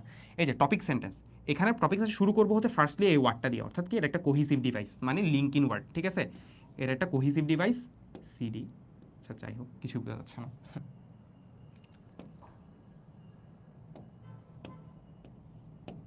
ঠিক আছে, কোহিসিভ ডিভাইস ইউজ করবেন। এবং টপিক সেন্টেন্সটা হচ্ছে আপনি ওভারঅল যে জিনিসটা নিয়ে বলতে চাচ্ছেন সেটাকে আপনি একটা লাইনে বা একটা ওয়ান লাইনে যাতে আপনি এক্সপ্লেন করতে পারেন। ওয়ান লাইনে আমি কি এক্সপ্লেন করলাম, school uniforms create a sense of equality among students. আমি বুঝালাম যে আপনার ইউনিফর্ম থাকলে একটা লাভ হচ্ছে যে সেটা স্কুল স্টুডেন্টদের মধ্যে ইউনিটি এনে দেয়। এখন ইউনিটি এনে দেয় জিনিসটা, কথাটা কি মিন করে, আমি কেন বললাম যে স্কুল ইউনিফর্ম স্টুডেন্টসদের মধ্যে ইউনিটি আনে? এই কথাটা যে আমি বললাম, এই জিনিসটাকে আমার একটু এক্সপ্লেন করা লাগবে। সো আমি একটা এক্সপ্লেনেশন পার্ট দিলাম, একটা সেন্টেন্স শেষ করছি, সেকেন্ড সেন্টেন্স থেকে আমি এক্সপ্লেনেশন পার্ট দিলাম। When everyone wears the same outfit, here is less judgement based on fashion choices or economic status. কারণ স্বাভাবিকভাবে আপনি যদি একটা স্কুলের ডিফারেন্ট যদি ইউনিফর্ম স্ট্যাটিক না রাখেন, তখন হয় কি যে যারা রিচ বা হচ্ছে যাদের ফিনান্সিয়াল ক্যাপাবিলিটি বেশি থাকে, বা যারা সোশ্যালি হচ্ছে একটু বেশি ওয়েল বিলং, তারা ভালো ড্রেস অ্যাফোর্ড করতে পারে বলে তারা ড্রেসিং সেন্স বা ফ্যাশন সেন্স একটু ভালো হয় অন্যদের চেয়ে। সো এই জিনিসটা স্টুডেন্টদের মধ্যে ইকুয়ালিটির যে ব্যাপারটা, যে আমরা সবাই ইকুয়াল, এই সেন্সটা অ্যাকচুয়ালি নষ্ট করে দেয়। সো যেহেতু নষ্ট করে দেয়, এটা একটা আমরা প্রবলেম হিসেবে আইডেন্টিফাই করছি। সো আমি যেহেতু দেখাচ্ছি যে সেন্স অফ ইকুয়ালিটি এটা ক্রিয়েট করে, তার মানে স্কুল ড্রেস থাকলে আমি যে প্রবলেমটা ফেস করতাম, স্কুল ইউনিফর্ম না থাকলে যে প্রবলেমটা ফেস করতাম, সেটা স্কুল ইউনিফর্ম থাকলে আমি ফেস করতে মানে মিটিগেট করতে পারছি। সো আমি লিখলাম when everyone wears the same outfit. এখানে কেউ জাজমেন্ট করে না fashion choice or economic status নিয়ে। সো এটা হচ্ছে আমার এটার এক্সপ্লেনেশন। এবং এক্সপ্লেনেশন যে দেখালাম, এটা যে অ্যাকচুয়ালি ওয়ার্ল্ডে এক্সিস্ট করে কিনা বা এই জিনিসটা ট্রু কিনা, এটার একটা এক্সাম্পল দেখাতে হবে। সো এক্সাম্পলটা হচ্ছে খুব simple. For instance, a student from a low income family is less likely to feel out of place or be bullied if everyone dresses the same. আমি এই যে এইটার এক্সপ্লেনেশনে এই ওয়ার্ডটা লিখলাম, এটা হচ্ছে জাস্ট এক্সপ্লেইন করা। এক্সাম্পল দেওয়াটা হচ্ছে আপনি আপনার সোশ্যাল কনটেক্সটে আপনি যে কথাটা বলতে চাচ্ছেন সেটা কেন ট্রু, এই জিনিসটা বের করার ওয়েটাই হচ্ছে এক্সাম্পল দেওয়া। So example, topic sentence, explanation এবং এক্সাম্পল, এইটা দিলে আপনার একটা বডি প্যারাগ্রাফ প্রপারলি শেষ হয়। বাট তাও লিঙ্ক টু থিসিস মানে কি, আমরা থিসিস স্টেটমেন্টটা কি জানি? থিসিস স্টেটমেন্টটা হচ্ছে আপনার অপিনিয়ন। সো আপনি যে অপিনিয়নটা দিলেন সেটার সাথে কি এটা লিঙ্ক দেখানো, এই লিঙ্কটা জাস্ট আপনি দেখাবেন যাতে আপনার পুরো প্যারাগ্রাফটা অ্যাকচুয়ালি কানেক্টেড লাগে, ঠিক আছে? সো আপনি এই জিনিসটা না দেখালে অ্যাকচুয়ালি তেমন কোনো প্রবলেম নাই। বাট দেন এগেন দেখানোটা, আপনি যদি ভালো মার্ক পেতে চান এসেতে, অবশ্যই আমার মনে হয় আপনার দেখানো উচিত। সেখানে লেখা আছে link to thesis, thus uniforms help eliminate a major source of discrimination and promote a more inclusive school environment. ঠিক আছে, সো আপনি যে থিসিস স্টেটমেন্টটা দিয়েছেন, মানে এখানে যে স্টেটমেন্টটা দিলেন যে uniform create a sense of equality, এই যে এখানে লিখলেন না যে ফোস্টার ইকুয়ালিটি, এই যে দেখেন ফোস্টার ইকুয়ালিটিটা আমি যে থিসিস স্টেটমেন্টটা আমি লিখলাম, এই জিনিসটা আমার বডি প্যারাগ্রাফ 1, ঠিক আছে, সেন্স অফ ইকুয়ালিটি। সো এই জিনিসটা আমি আবার কানেক্ট করছি লিঙ্ক, এই যে থিসিস, এই লিঙ্ক টু থিসিস এটা দিয়ে। সো এই যে এভাবে করে আপনি একটা প্যারাগ্রাফ লিখলেন। এখন দেখেন এখানে কোহেসিভ ডিভাইস আমি কি ইউজ করেছি ফার্স্টলি, এখন আমি সেকেন্ড প্যারাগ্রাফে যাচ্ছি। সেকেন্ড প্যারাগ্রাফটা হচ্ছে টপিক সেন্টেন্স, সেটা হচ্ছে সেকেন্ডলি, এই যে সেকেন্ডলি, ঠিক আছে, আমি আরেকটা কোহেসিভ ডিভাইস ইউজ করলাম বা আরেকটা লিঙ্ক ইন ওয়ার্ডস ইউজ করলাম, সেটা হচ্ছে এই যে এটা সেকেন্ড প্যারা শুরু হলো, এবং অবশ্যই প্যারার মাঝখানে একটা গ্যাপ দিবেন, একটা ভিজিবল গ্যাপ দিবেন যে এটা নতুন একটা প্যারা শুরু হলো, ঠিক আছে। এখানে লেখার দরকার নাই যে বডি প্যারা 1, এভাবে লেখার দরকার নাই, ঠিক আছে। আপনি যখন ইন্ট্রোডাকশন শুরু করছেন লেখার দরকার নাই যে এটা একটা ইন্ট্রোডাকশন, ঠিক আছে। সব মনে রাখবেন যে এইটা আপনি যেভাবে লিখবেন, প্রথম পার্টটা যে নাম্বার 1 প্যারাটা হবে ইন্ট্রোডাকশন, নাম্বার 2 প্যারাটা হবে বডি প্যারা, নাম্বার 3 প্যারা হবে যদি আপনি আরেকটা বডি প্যারা লেখেন। সেকেন্ডলি ওয়ার্ডটা দেখে সাথে সাথে বুঝতে পারবেন যে অ্যাকচুয়ালি আপনি বডি প্যারা একটা লিখছেন নাকি দুইটা লিখছেন। ইভেনচুয়ালি আপনি যদি থার্ডলি লেখেন, তার মানে স্যারে বা আপনার যিনি খাতা কাটছেন উনি বুঝে নেবে যে আপনি বডি প্যারাগ্রাফ 3টা লিখছেন, ঠিক আছে। সো ধরে নিলাম এটা 3 নাম্বার বডি প্যারাগ্রাফ, অ্যান্ড হচ্ছে এরপরে আপনি যেটা করবেন সেটা হচ্ছে কনক্লুশন দিবেন, ঠিক আছে। সো এভাবে করে প্যারা করে লিখলে অ্যাকচুয়ালি স্যারের বুঝতে হেল্প হয়। অ্যান্ড আপনি যদি অ্যাকচুয়ালি এভাবে লিখেন এই জিনিসটা একটু ভুল, সো স্যার অনেক সময় বা যিনি খাতা কাটবেন উনি হচ্ছে অনেক সময় জিনিসটাকে একটু নেগেটিভলি দেখতে পারেন। সো এই জিনিসগুলো অ্যাভয়েড করার ট্রাই করবেন। এক্সট্রা কোনো কিছু দিয়ে অ্যাকচুয়ালি নিজের মার্ক কমানোর কোনো মানে আছে বলে আমি মনে করি না।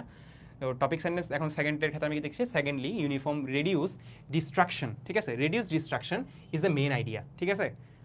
আমি কেন বলছি যে uniform should be mandatory or not, আমি যেহেতু বলছি ম্যান্ডেটরি তাই আমি বলছি যে ইউনিফর্মস রেডিউস ডিস্ট্রাকশন, এই কথাটাকে আমি আগে লিখেছি, হ্যাঁ লিখেছি, এই যে দেখো রেডিউস ডিস্ট্রাকশন, এটা আমার থিসিস স্টেটমেন্টে থাকা লাগবে, অপিনিয়নে অবশ্যই থাকা লাগবে, এবং আমি সেটার প্রথম লাইনটা লিখছি and help students to focus more on their studies, ঠিক আছে। ডিস্ট্রাকশন যদি রিডিউস হয় তাহলে কী হবে, অবশ্যই স্টুডেন্টরা ফোকাস বেশি করতে পারবে। সো এটা লিখবো। এক্সপ্লেনেশন দেখো, এই জিনিসগুলো আর মানে বেশি এক্সপ্লেন করার দরকার নেই I guess. Without the pressure to keep up with the latest Trends students can concentrate better in classes. Example দেখালাম, studies have showed that school with uniform policies report fewer disruption and higher academic performance. And link clearly uniform contributes to a learning focused atmosphere that benefits everyone. এখন ঘটনাটা হচ্ছে এই ধরনের স্ট্রাকচারগুলো যখন তুমি create করো তখন তোমার এসেটা অ্যাকচুয়ালি অনেক বেশি স্ট্রাকচার্ড ওয়েতে চলে আসে এবং আইডিয়া জেনারেট করাটা অনেক বেশি ইজিয়ার হয়। এসেতে সবচেয়ে বেশি প্রবলেম হয় আইডিয়াটা জেনারেট করতে। সো কী নিয়ে আইডিয়া জেনারেট করতে হবে, অ্যাকচুয়ালি কি আমার এখন একটা মেইন আইডিয়া দরকার, এখন কি আমার এক্সাম্পল দরকার, নাকি এখন আমাকে এক্সপ্লেন করা দরকার, এই জিনিসটা নিয়ে যদি তোমার আইডিয়াই না থাকে তাহলে হচ্ছে তুমি কোন ধরনের আইডিয়া জেনারেট করবা। সো এই স্ট্রাকচার ফলো করলে তোমার অ্যাসেটা লিখতে অ্যাকচুয়ালি বেশি টাইম লাগে না। সো অ্যাসেটা যাতে আমরা প্রপার টাইমের মধ্যে লিখতে পারি, এবং অ্যাসের জন্য অবশ্যই প্রপার টাইম আপনাকে রাখতে হবে। অন্যান্য পোর্শনগুলো যত দ্রুত সম্ভব তত দ্রুত শেষ করে এসেতে একটু টাইম দিতে হবে, কারণ ওই যে এসেটাতে একটু থিঙ্কিং বা ইমপ্লিমেন্টেশনের পুরো একটা ব্যাপার স্যাপার থাকে। সো সবাই যাতে এই জায়গাটাতে ফোকাস থাকি। এবং কনক্লুশনে রিস্টেট থিসিস, কনক্লুশনটা লিটারালি আপনি যেগুলো বলছেন জাস্ট ওই জিনিসগুলো রিপিট করবেন। মানে প্রথমে বলবেন রিস্টেট থিসিস, মানে কী বলবেন, যে জিনিসটা আপনি আগে বলছিলেন যে school uniform should be mandatory, এখন আপনি জাস্ট এটা লিখলেন overall mandatory school uniform offer many advantages that outweighs the negative. তার মানে আপনি কিন্তু প্রথমে একটা জিনিস স্বীকার করে নিয়েছিলেন, এই যে দেখেন কই background information, students and parents some believe that restrict individuality while other argue that they promote equality. So এখানে কিন্তু আমি দুইটা অপিনিয়নের কথা বলি, এখানে একটা অপিনিয়ন, এই সাইডে আরেকটা অপিনিয়ন। তো জাস্ট আমি দেখাইলাম যে আমি কনক্লুশনে গিয়ে দেখাচ্ছি আমি বডি প্যারাগ্রাফ যে দুইটার আন্ডারে বলেছিলাম সেইটা wise mandatory uniform offer on many advantage, যেটা এই যে নেগেটিভ দিক আমি যে একটা উল্লেখ করেছি সেই নেগেটিভ দিকের চেয়ে সেটা আরও better, right. So summarise the main points, অর্থাৎ আমি মেন পয়েন্ট আকারে কী বলেছিলাম, আমি বলেছিলাম they promote equality, minimise distraction. এখানে আরেকটা ছিল এনহ্যান্স কমিউনিকেশন স্পিরিট, বাট আমি কেটে দিয়েছি। সো এই জিনিসটা লেখার দরকার নেই এই ধরনের কোনো একটা অ্যাসেতে। সো এই অ্যাসের ক্ষেত্রে যতটুকু রেখেছি অতটুকুর ক্ষেত্রে এতটুকুই হচ্ছে তোমার main point summarisation, they promote equality and minimise distraction. লাস্টে তুমি ফাইনাল থটটা লিখবা, অলরেডি তুমি তোমার থটসটা দিয়ে দিয়েছো। সো তুমি আবার লেখার পরে আরেকটা ফাইনাল থটস লিখবা, যেখানে তুমি বললা যে rather than stifling individuality, schools uniform can create an environment where students are free to express themselves, though their actions through their actions and achievements, right? So overall প্যারাগ্রাফটাতে বা ওভারঅল অ্যাসেটাতে actually thought process থাকাটা অনেক বেশি important, right? আমি এই পুরা একটা এসেতে যে জিনিসটা বোঝানোর ট্রাই করলাম যে একটা এসে লেখার আগে ওয়েল প্ল্যান স্ট্রাকচার থাকতে হয়, একটা এসে লেখার আগে হচ্ছে তোমার জিনিসটা নিয়ে একটু চিন্তাভাবনা করা লাগে। সো চিন্তাভাবনা করার জন্য তুমি খুব ইজিলি 10 মিনিট সময় দিবা, এক্সামে 10টা মিনিট তোমার জন্য অনেক বেশি ইম্পর্ট্যান্ট। সেমভাবে চিন্তা করে লেখাটাও অনেক বেশি ইম্পর্ট্যান্ট।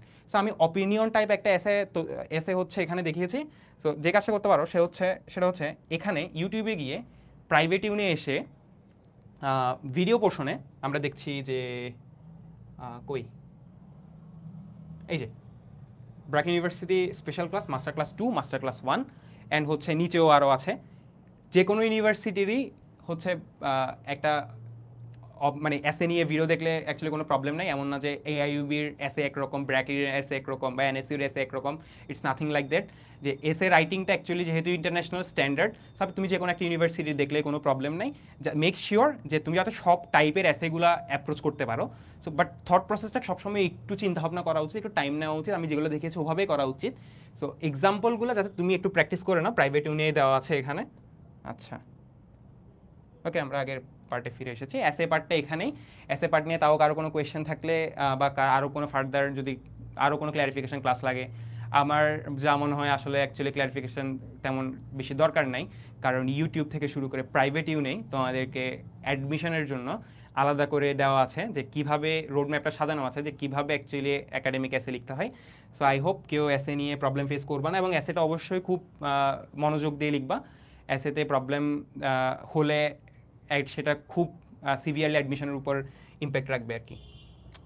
আচ্ছা, এরপরে ফিজিক্স অ্যান্ড ম্যাথ। একটা কথা আবার বলছি, সেটা হচ্ছে ওই সব জিনিসগুলোই ফোকাস করবা যেটা একটা কনসেপ্টের 20% এফোর্ট দিয়ে 80% অ্যাচিভ করা যায়। জাস্ট এই ধরনের কনসেপ্টগুলোর প্রতি ফোকাস দিবা। এমন কোনো কিছু শেখার দরকার নাই যেটাতে অ্যাকচুয়ালি আপনারা ওই প্রবলেমগুলো ফেস করবেন যে মানে ম্যাথটা অনেক কঠিন বা অনেক লেয়ারের ম্যাথ, আমাকে হচ্ছে অনেক বড় একটা রাফ স্পেস দরকার হচ্ছে, যেটা আমরা এইচএসসিতে 2-3 পেজে করতাম। এই ধরনের ম্যাথগুলো অ্যাকচুয়ালি তেমন একটা ইম্পর্টেন্ট ছিল না। বাট যারা ফুল প্রিপারেশন নিতে চান অবশ্যই ইউ আর ওয়েলকাম। আপনারা যত ভালো প্রিপারেশন নেবেন অবশ্যই আপনারা তত ভালো করবেন, এটা আমি আশা রাখি। তবে হচ্ছে এই একটা ট্রু যে আপনি অনেক সময় হয়ে যায় কি কমপ্লেক্স প্রিপারেশন নিতে নিতে আমরা সিম্পল জিনিসগুলো অ্যাকচুয়ালি অনেক বেশি কনফিউজড হয়ে যায়। সো সবার আগে খেয়াল রাখতে হবে যাতে আমরা এই পোর্শনটা ক্লিয়ার করতে পারি, যে 80% কনসেপ্ট, একটা চ্যাপ্টারের সবচেয়ে বেসিক 80% কনসেপ্টগুলো যাতে আমরা বুঝতে পারি, রাইট? তখন হয়টা কি আপনি যদি 80%-এর উপর প্রথমে ফোকাস দেন আপনি অ্যাকচুয়ালি সব কিছু টাচ করতে পারেন। বাট আপনি 20% ওই যেগুলো সবচেয়ে নিশ, যেগুলো অনেক বেশি আমরা জানি যে একটা জায়গায় কার্ল ডাইভারজেন্স 0 হতে পারে, বা কোন সময় 0 হয়, কোন সময় ভ্যালু 1 হয়। সো এই সব জিনিসগুলো থেকে যে অ্যাডভান্স কেসগুলো আসে, রাইট? এটা তো বেসিক কেস, যে আমি জানি যে একটা কখন কার্ল হবে, কখন ডাইভারজেন্স হবে, এগুলো হচ্ছে নর্মাল কেস। বাট আরও ভেক্টরে যে আরও কিছু কঠিন ম্যাথ আছে যেগুলোর জন্য কমপ্লেক্স থট প্রসেস দরকার, স্পেশালি ক্যালকুলেটর দরকার, এই ধরনের এবার এই পোর্শনের ম্যাথগুলো চাইলে অ্যাভয়েড করতে পারেন। বা আমি সাজেশন দিচ্ছি ওদের জন্য যারা অ্যাকচুয়ালি এই ভিডিওটা আরও পরে দেখবেন, প্রি রেকর্ডেড হিসেবে দেখবেন। সো তারা ওই জিনিসগুলো অ্যাভয়েড করতে পারেন। এবং অবশ্যই সেটা যে টাইপেরই হোক না কেন, all formulas and basic concept, এই জিনিসটা অবশ্যই পারা থাকতে হবে। আমি সবার আগে সাজেস্ট করব আপনি ম্যাথ এবং ফিজিক্স শুরু করে আপনি একটা ছোট 5 থেকে 6 পৃষ্ঠা অথবা সর্বোচ্চ 7 পৃষ্ঠার একটা খাতা বানাবেন, পিন আপ করবেন। অ্যান্ড আপনার টার্গেট থাকবে এখানে যত শর্টলি, যত কনসাইজলি এবং যত কমে আপনি সব ফর্মুলা এবং বেসিক কনসেপ্টগুলো যাতে লিখে আনতে পারেন। এই জিনিসটা হলে কি হবে, আপনি ফিল্টার আউট করতে পারবেন যে কোন জিনিসগুলো অ্যাকচুয়ালি আপনার জন্য সামনে গিয়ে ইম্পর্টেন্ট হবে। কারণ ওই যে একটা কথা বললাম যে কোয়েশ্চেন ইজি আসে জেনারেলি, বাট ওখানে কম্পিটিশন অনেক বেশি হাই থাকে। সো বেসিক কনসেপ্টগুলো যদি আপনি না পারেন তখন আপনি এমনিই কম্পিটিশন থেকে অ্যাকচুয়ালি অনেক বেশি পিছিয়ে যান। সো এই জিনিসটা আমরা এনশিওর করি যাতে আমরা সব ফর্মুলা এবং বেসিক কনসেপ্টসগুলো পারি। তারপরে হচ্ছে ম্যাথ পোর্শনের প্রিপারেশনটা একটু আলাদাভাবে দেখছি। ম্যাথ পোর্শনের প্রিপারেশনের ক্ষেত্রে আমরা ক্লাস 9-10-এর জেনারেল ম্যাথটা দেখব। ক্লাস 9-10-এর জেনারেল ম্যাথ বলতে আসলে কোন ধরনের ম্যাথগুলো, পারমিউটেশন কম্বিনেশনের কিছু ম্যাথ থাকে। ইজিলি বললে ধরেন একটা এমসিকিউ শিটে হচ্ছে 4টা করে রং অ্যান্সার হতে পারে। একটা এমসিকিউ শিটে একটা এমসিকিউর 5টা অ্যান্সার থাকবে, একটা রাইট অ্যান্সার, 4টা রং অ্যান্সার, ঠিক আছে? সো এরকম 4টা কোয়েশ্চেনে, হ্যাঁ 4টা কোয়েশ্চেনে আপনি যদি র্যান্ডমলি একটা ধরে একটাকে চুজ করেন, তাহলে সেটা ভুল হওয়ার চান্সেস কত, রাইট? সো এটা হচ্ছে প্রবাবিলিটির কোয়েশ্চেন। বাট আরও কিছু পারমুটেশন কম্বিনেশনের কিছু প্রবলেম আছে, যে একটা কয়েনকে চাইলে আপনি কতভাবে সাজাতে পারেন, বা একটা নির্দিষ্ট সিস্টেমকে আপনি কতভাবে সাজাতে পারেন। এই জিনিসগুলা ক্লাস 9-10-এর বাইরে গিয়ে অ্যাকচুয়ালি জেনারেল ম্যাথের আন্ডারে পড়ে, সেটা অনেকে এসএসসিতে এইচএসসিতে পড়েছি। সো এই বেসিক কনসেপ্টটা একটু দেখে রাখি, পারমুটেশন কম্বিনেশনটা বলে রাখছি, এবং এখান থেকে একটা থেকে দুইটা এমসিকিউ হয়তো থাকতে পারে। প্রবাবিলিটি এবং রেশিওটা সবচেয়ে ইম্পর্টেন্ট, যে আমি যেগুলো রেশিও রিলেটেড ম্যাথগুলো থাকে, সে ওয়ার্ক ডান ইজ 3:1, সো বাকি কাজ সম্পন্ন করতে তার কত সময় লাগবে, যেখানে রেশিও রিলেটেড থাকে, যে প্রফিট অ্যান্ড লসের রেশিও হচ্ছে 2:3। সো রেশিও রিলেটেড যেগুলো আছে আমরা যাতে ফোকাস করি, রেশিও রিলেটেড ম্যাথগুলো আমরা প্রপারলি পারি, এই জিনিসটা আমার সামনে হচ্ছে একটা রিসোর্স আপনাদেরকে প্রোভাইড করব, যেখানে রেশিও, প্রবাবিলিটি এবং হচ্ছে পারমুটেশন কম্বিনেশন এগুলো থাকবে। অ্যান্ড তারপরেও হচ্ছে আপনাদের যদি একটু আইডিয়া দরকার হয়, এআইইউবি ওয়েবসাইটে যাবেন, এআইইউবি ওয়েবসাইটে স্যাম্পল কোয়েশ্চেনগুলো দেওয়া থাকে। সো আপনি যদি এফএসটির প্রিপারেশন নিতে চান, so FST sample question AIUB গুগলে যে সার্চ করলেই হবে, আপনি স্যাম্পল কোয়েশ্চেন পেয়ে যাবেন এবং দেখবেন যে অ্যাকচুয়ালি কোন টাইপের কোয়েশ্চেনগুলো আসে। এবং আর আমরা তো আপনাদের প্রোভাইড করছি কোয়েশ্চেন, সো আশা করি সেখান থেকে একটা ভালো আইডিয়া পাবেন। কারণ অ্যাকচুয়ালি ম্যাথের টাইপ এই পারমুটেশন কম্বিনেশনের মধ্যে অনেক বেশি টাইপ আছে। আবার বলছি, পারমুটেশন কম্বিনেশনের মধ্যে অনেক হার্ড টাইপ আছে, যেগুলো ক্যালকুলেটর দিয়ে করতে হয়, এগুলো চাইলে আপনারা অ্যাভয়েড করতে পারেন খুব। তারপরে হচ্ছে, আচ্ছা এটা বললাম, পলিনোমিয়ালের ক্ষেত্রে হচ্ছে ইকুয়েশন সলভিং। পলিনোমিয়াল মানে ওই যে বহুপদী অধ্যায় যেটা ছিল আর কি, এটা স্পেশালি ইয়ারদের জন্য বলা, এফএসটি এবং এফই এর জন্য বলা। আর বাকি ডিপার্টমেন্টগুলোর জন্য জেনারেল ম্যাথ অনেক বেশি ইম্পর্টেন্ট হতে হবে, এবং হচ্ছে তাদের ক্ষেত্রে ওই যে তাদের ডিপার্টমেন্টাল যে ইম্পর্টেন্টগুলো, যেমন এফবি এর ক্ষেত্রে আপনাদের প্রফিট লসের ম্যাথগুলো খুব ভালো পারতে হবে, বা যেই জিনিসগুলো আপনার ডিপার্টমেন্টে ছোটোখাটো কনসেপ্টগুলো, এই কনসেপ্টগুলো ভালো পারতে হবে, ঠিক আছে? এই 9-10-এর ম্যাথ সবার জন্যই কিন্তু ইম্পর্টেন্ট, রাইট? আচ্ছা, এটা হচ্ছে এফএসটি এবং এফই এর জন্য, সেটা হচ্ছে পলিনোমিয়াল ইকুয়েশন সলভিং, অর্থাৎ ওই যে বহুপদীর যে আমরা ইকুয়েশন সলভিংগুলো পারি, যে ধরেন আপনাকে নর্মালি খুবই একটি ইকুয়েশন দিয়ে দিল x² - 6x + 2 = 0। সো আপনাকে চাইলো যে x = কত, ঠিক আছে? সো পলিনোমিয়ালে আমরা জানি x + y এবং xy এই ধরনের সম্পর্ক বের করার জন্য আমরা একটা আদর্শ ফর্ম জানি। সো এই ইকুয়েশনটা ইউজ করে হোক, বা নর্মালি যে আমরা মিডল টার্ম ফ্যাক্টর করে যেভাবে করে বের করি, এই ধরনের কমন কোয়েশ্চেনগুলো যেগুলো খুব ইজিলি করা যায়, শর্ট টাইমে করা যায়, এই ধরনের জায়গাগুলোতে আমরা প্রথমে ফোকাস করি, ঠিক আছে? আপনার সবার আগে বেসিকগুলো পড়ে নিয়ে তারপরে আপনি যত ডিটেলস অ্যাডভান্স দেখতে চান তত অ্যাডভান্স দেখবেন। আমি কখনো ডিসকারেজ করছি না যে অ্যাডভান্স না দেখার ক্ষেত্রে, আমি অবশ্যই বলবো আপনি প্রিপারেশন আপনার বেস্টটা নেবেন। বাট সবসময় ওই যে যেটা বারবার বলছি অ্যাকচুয়ালি, যে সবসময় যেটা ইম্পর্টেন্ট সবচেয়ে বেসিকটা সবার আগে দেখবেন। ওকে, সো পলিনোমিয়ালের পরে আসছে কমপ্লেক্স নাম্বার, ওই যে জটিল সংখ্যাতে আমরা সবার আশা করি খেয়াল আছে, আমরা আর্গুমেন্ট পড়েছিলাম, মডুলাস পড়েছিলাম, ওমেগার কিছু ম্যাথ ছিল, এই যে 1 + ওমেগা এই ধরনের যে ম্যাথগুলো ছিল, এই বেসিক জায়গাগুলো থেকে ম্যাথগুলো আমরা পারি, এগুলো প্র্যাকটিস করবো আমরা। তারপরে আছে হচ্ছে জিওমেট্রি থেকে স্পেশালি স্ট্রেট লাইন ইম্পর্টেন্ট, ঠিক আছে? সার্কেলটাও ইম্পর্টেন্ট, অ্যাকচুয়ালি তিনটাই ইম্পর্টেন্ট, ঠিক আছে? কনিক্স থেকে আদর্শ ফর্ম, যে আদর্শ ফর্মগুলো আছে, যে পরাবৃত্তের আদর্শ ফর্ম, তারপরে অধিবৃত্তের, উপবৃত্ত, এইগুলোর আদর্শ ফর্ম রিলেটেড যে ম্যাথগুলো, ঠিক আছে, এগুলা, এবং হচ্ছে আপনার ওই যে কি বলে ভার্টেক্স বা হচ্ছে কেন্দ্র, এই ধরনের জিনিসগুলো আপনারা পারেন, ঠিক আছে? বেসিকগুলো, এমন না যে হচ্ছে আপনার খুব অ্যাডভান্স ম্যাথ সলভ করা লাগবে, নাথিং এলস। এই বেসিকগুলো প্রথমে আগে আপনি দেখবেন জিওমেট্রি পার্টে। ভেক্টর পার্ট বলতে ম্যাথের ভেক্টর পার্ট এবং ফিজিক্সের ভেক্টর পার্ট দুইটাই মিন করছি। এখানের মধ্যে ভেক্টরের যে কমন ম্যাথগুলা, যেখানে হচ্ছে আপনাকে ভেক্টরের মানটা বের করতে বলে, একটা ভেক্টর দেওয়া থাকে ভেক্টর ফর্মে, সেটাকে হচ্ছে আপনাকে ভেক্টরটা জাস্ট শুধু মান চাই, তখন আপনি √(a) এই সূত্রটা যেটা ইউজ করেন, যে √(a² + b² + c², ঠিক আছে? এই জাস্ট এই ধরনের জিনিসটা, এই ধরনের সূত্রগুলা। তারপরে বলে যে দুইটা ভেক্টরের মাঝখানে অ্যাঙ্গেল কত, যেগুলো খুব ইজিলি বের করা যায়, বা একটা ভেক্টরের x এবং y এর মধ্যে অ্যাঙ্গেল কত, এই ধরনের যে জিনিসগুলো শর্টলি করা যায়, এই ভেক্টরের এইসব প্রপার্টিসগুলো আপনারা দেখবেন, ঠিক আছে? তারপরে হচ্ছে ম্যাট্রিক্সের হচ্ছে দুইটা ম্যাট্রিক্স যোগ করলে, গুণ করলে, এগুলো আশা করি সবাই পারেন, বাট একটু দেখে নেবেন। তেমন হচ্ছে খুব সব কিছুই দেখা লাগতেছে এমন না, বাট বেসিক পোর্শনগুলো দেখে নেবেন। ম্যাট্রিক্সের কোয়েশ্চেন থাকবে জেনারেলি, সবসময় ছিল, আমাদের সময় ছিল। ট্রাইগোনোমেট্রি, ইনভার্স ট্রাইগোনোমেট্রি, ক্যালকুলাস, ঠিক আছে? ট্রাইগোনোমেট্রি দেখবেন, ট্রাইগোনোমেট্রির বেসিক যে সূত্রগুলো, ইনভার্স ট্রাইগোনোমেট্রির যে বেসিক সূত্রগুলো, এগুলো দেখবেন। বাট এগুলো হচ্ছে ওই আপনার জেনারেলি অনেক সময় থাকে না, কারণ ওই যে একটা জিনিস দেখেন যে আপনার ম্যাথ এবং ফিজিক্স মিলে, ম্যাথ অ্যান্ড হচ্ছে ফিজিক্স মিলে আপনার টোটাল মার্ক থাকবে 50-এর, কিন্তু কোয়েশ্চেন থাকবে অ্যাকচুয়ালি 25টা, রাইট?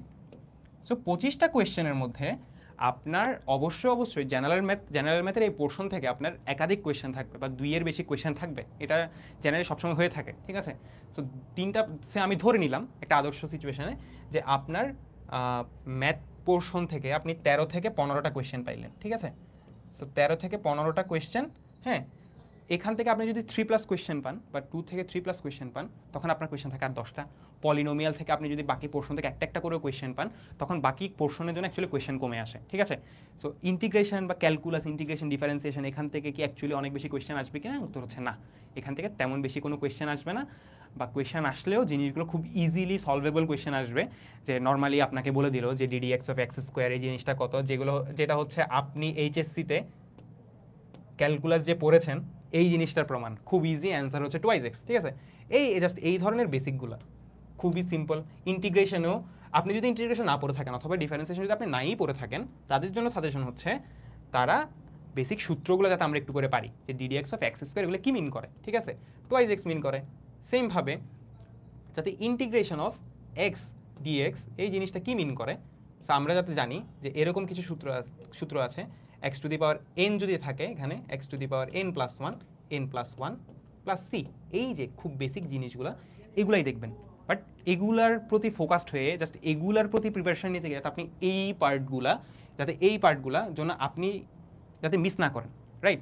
তো আগে আমি যেভাবে দেখিয়েছি জাস্ট ওই পার্টগুলো আগে টিক মার্ক দিয়ে দিয়ে বাকি পার্টগুলো দেখবেন, এবং এগুলোর বাইরে কি বাকিগুলো দেখার কোনো ইম্পর্টেন্স নাই? অবশ্যই আছে, বাকি যে সবগুলো আছে সবগুলাই দেখবেন। ফর্মুলা যে দেখালাম, এই যে এখানে লিখলাম যে আপনার সব ফর্মুলা দেখা উচিত এবং বেসিক কনসেপ্ট দেখা উচিত, সব চ্যাপ্টারের ক্ষেত্রে প্রযোজ্য।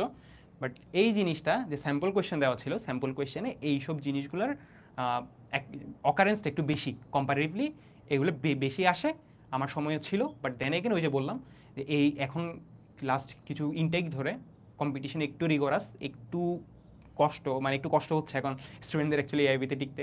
তো এই জিনিসগুলা হয়তো এবার প্যাটার্ন একটু ডিফারেন্ট করতে পারে, বাট এটা লাস্ট ইয়ারের কোয়েশ্চেনগুলো অ্যানালাইজ করে বলা যায় মোটামুটি এগুলার প্রতি সবার আগে ফোকাসড হতে হবে।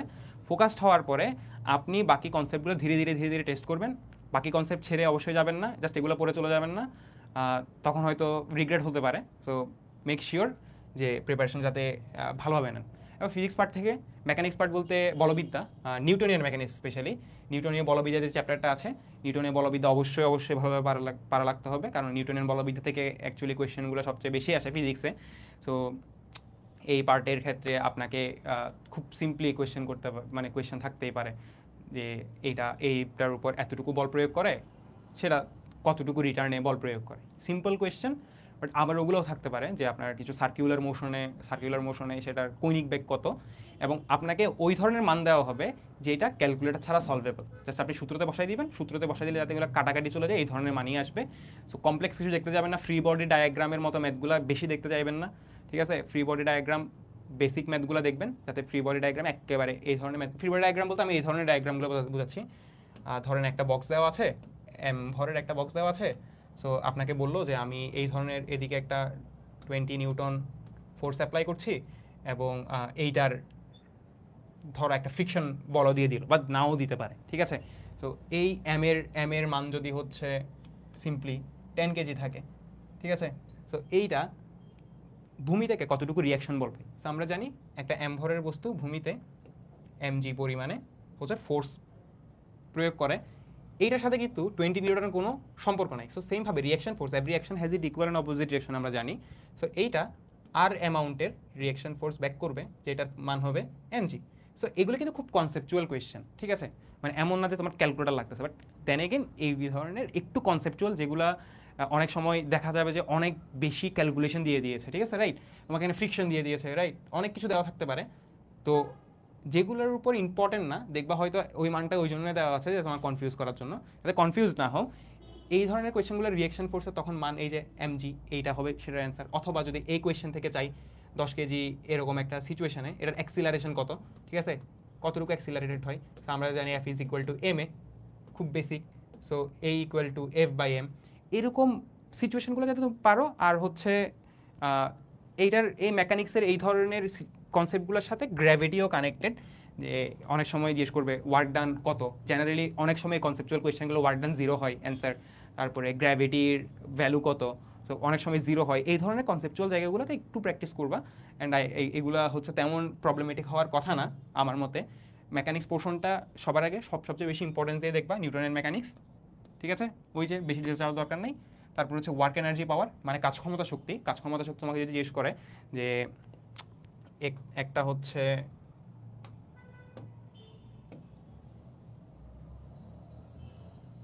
এই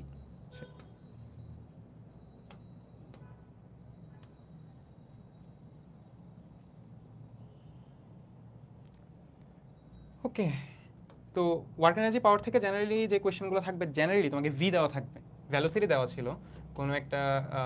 কোনো একটা অবজেক্টের ভ্যালোসিটি হচ্ছে তোমার ধরো 10 মিটার পার সেকেন্ড। সো তোমাকে নর্মালি চাইলো যে এটার কাইনেটিক এনার্জি নির্ণয় করো। কাইনেটিক এনার্জিগুলো খুব বেসিক, এর চেয়ে একটু অ্যাডভান্স আসবে। তো যেই জিনিসগুলা তোমরা হচ্ছে সিম্পলি এক ইকুয়েশনে, জাস্ট একটা ইকুয়েশনে বসাইলেই সলভ করতে পারবা, অথবা সর্বোচ্চ দুইটা ইকুয়েশনের ইউজ প্রয়োজন। তো অনেক সময় PV is equal two nRT আমরা ইউজ করি, পিভি ইকুয়াল টু এন আর টি এভাবে ইউজ করি। তখন অনেক সময় এন থেকে আমরা আবার কী নির্ণয় করি, এন বাই এন এ। হ্যাঁ, সো তখন অনেক সময় এন এর ভ্যালু চাইলে আমরা ইকুয়েশনটাকে দুইবার ইউজ করতে হয়। সো ইকুয়েশন সর্বোচ্চ অ্যাকচুয়ালি দুইবারই রিইউজ হবে, এমন ম্যাথ দেওয়ার চান্স কম যেখানে একাধিকবার ইউজ হচ্ছে। এই ধরনের সিঙ্গেল মার্কের জন্য আসার চান্স কম ছিল আগ পর্যন্ত। বাট দেন এগেন, যেটা সবসময় সেফ থাকার জন্য বলি যে প্র্যাকটিস করবা, বাট এইসব জিনিস আগে করবা যেসব জিনিস খুব সিম্পলি করা যায় ওয়ার্ক এনার্জি পাওয়ারের মধ্যে, যেগুলো খুব সিম্পলি করা যায়। আপনাকে হচ্ছে ওই ধরনের প্র্যাকটিসগুলো করতে হবে না যে একটা কুয়া দেওয়া আছে, কুয়ার হচ্ছে এই হাইট থেকে ধরো একটা 20 মিটার কুয়ার হচ্ছে 18 মিটার হাইট থেকে একটা পানি তুলতে কি পরিমাণ ওয়ার্ক ডান হয়। এই ধরনের ম্যাথগুলো আসবে না, যাতে এই জিনিসগুলো এলিমিনেট নিচ থেকেই করতে পারো।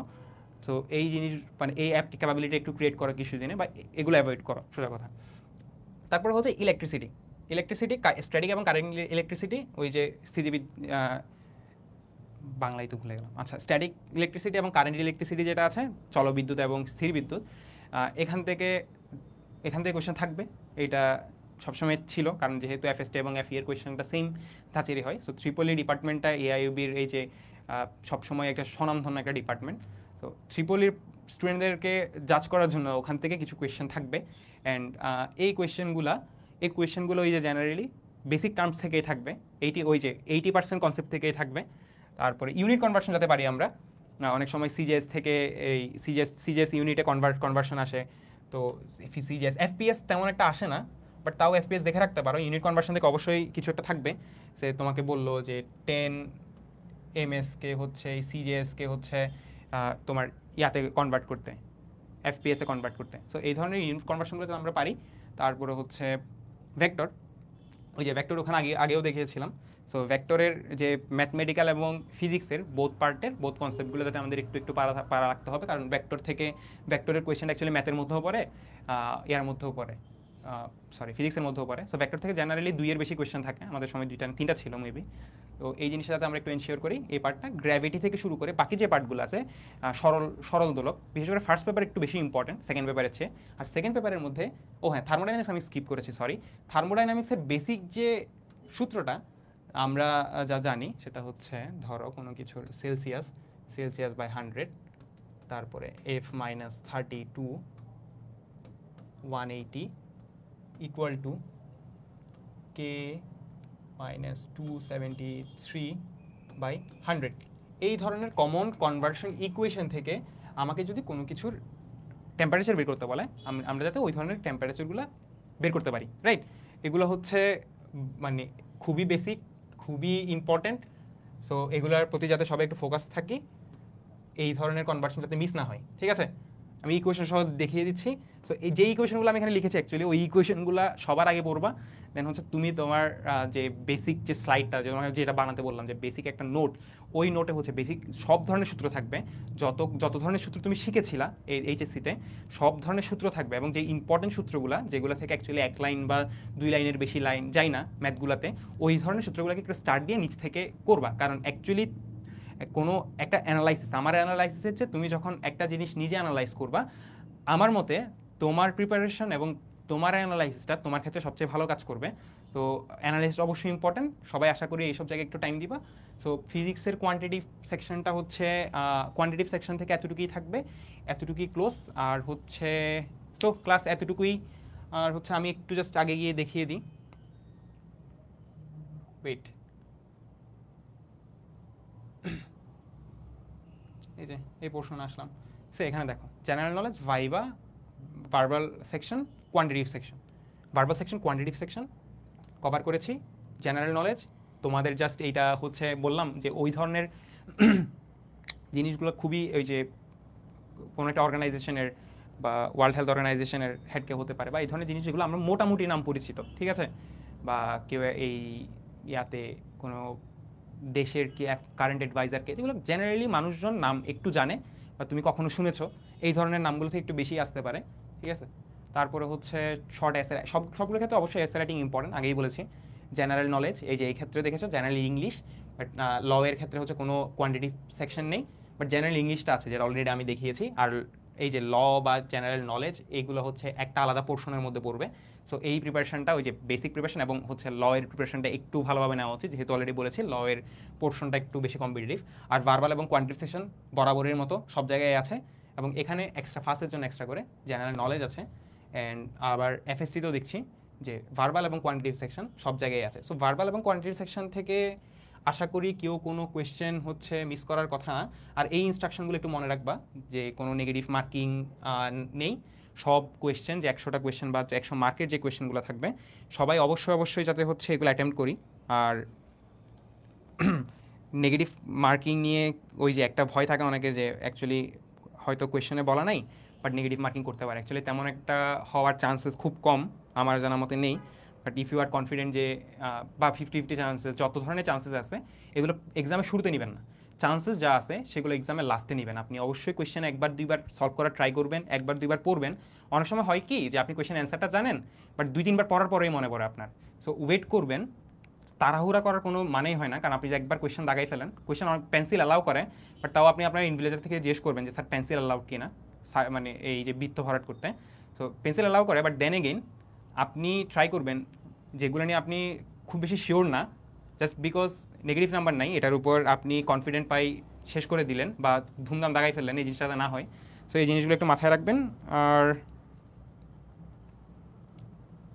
আর হচ্ছে কারো কোনো কোয়েশ্চেন থাকলে জানাবেন। আপাতত এইটাই ছিল আমেরিকান ইন্টারন্যাশনাল ইউনিভার্সিটি বাংলাদেশ এর ফুল রিভিউ বা ফুল একটা একাডেমিক গাইডলাইন। তারপরেও যদি কারো কোনো কোয়েশ্চেন থাকে বা কারো কোনো নিডস থাকে পরে যারা ক্লাসটা করবেন, কারণ 7 তারিখ এক্সাম, আজকে হয়তো 27, অনেক হয়তো এখন প্রিপারেশন হয়তো কালকে বা পরশু থেকে নেওয়া শুরু করবেন। সো পরে যে কোনো সময় কারো কোনো কোয়েশ্চেন থাকলে প্রাইভেট ইউনিট সবসময় হচ্ছে রিচ আউট করার ট্রাই করবেন। আর এই যে সবার জন্য আমি সবার থেকে ওয়েট করছি, কারো যদি কোনো কোয়েশ্চেন থাকে আমি আছি আর কি।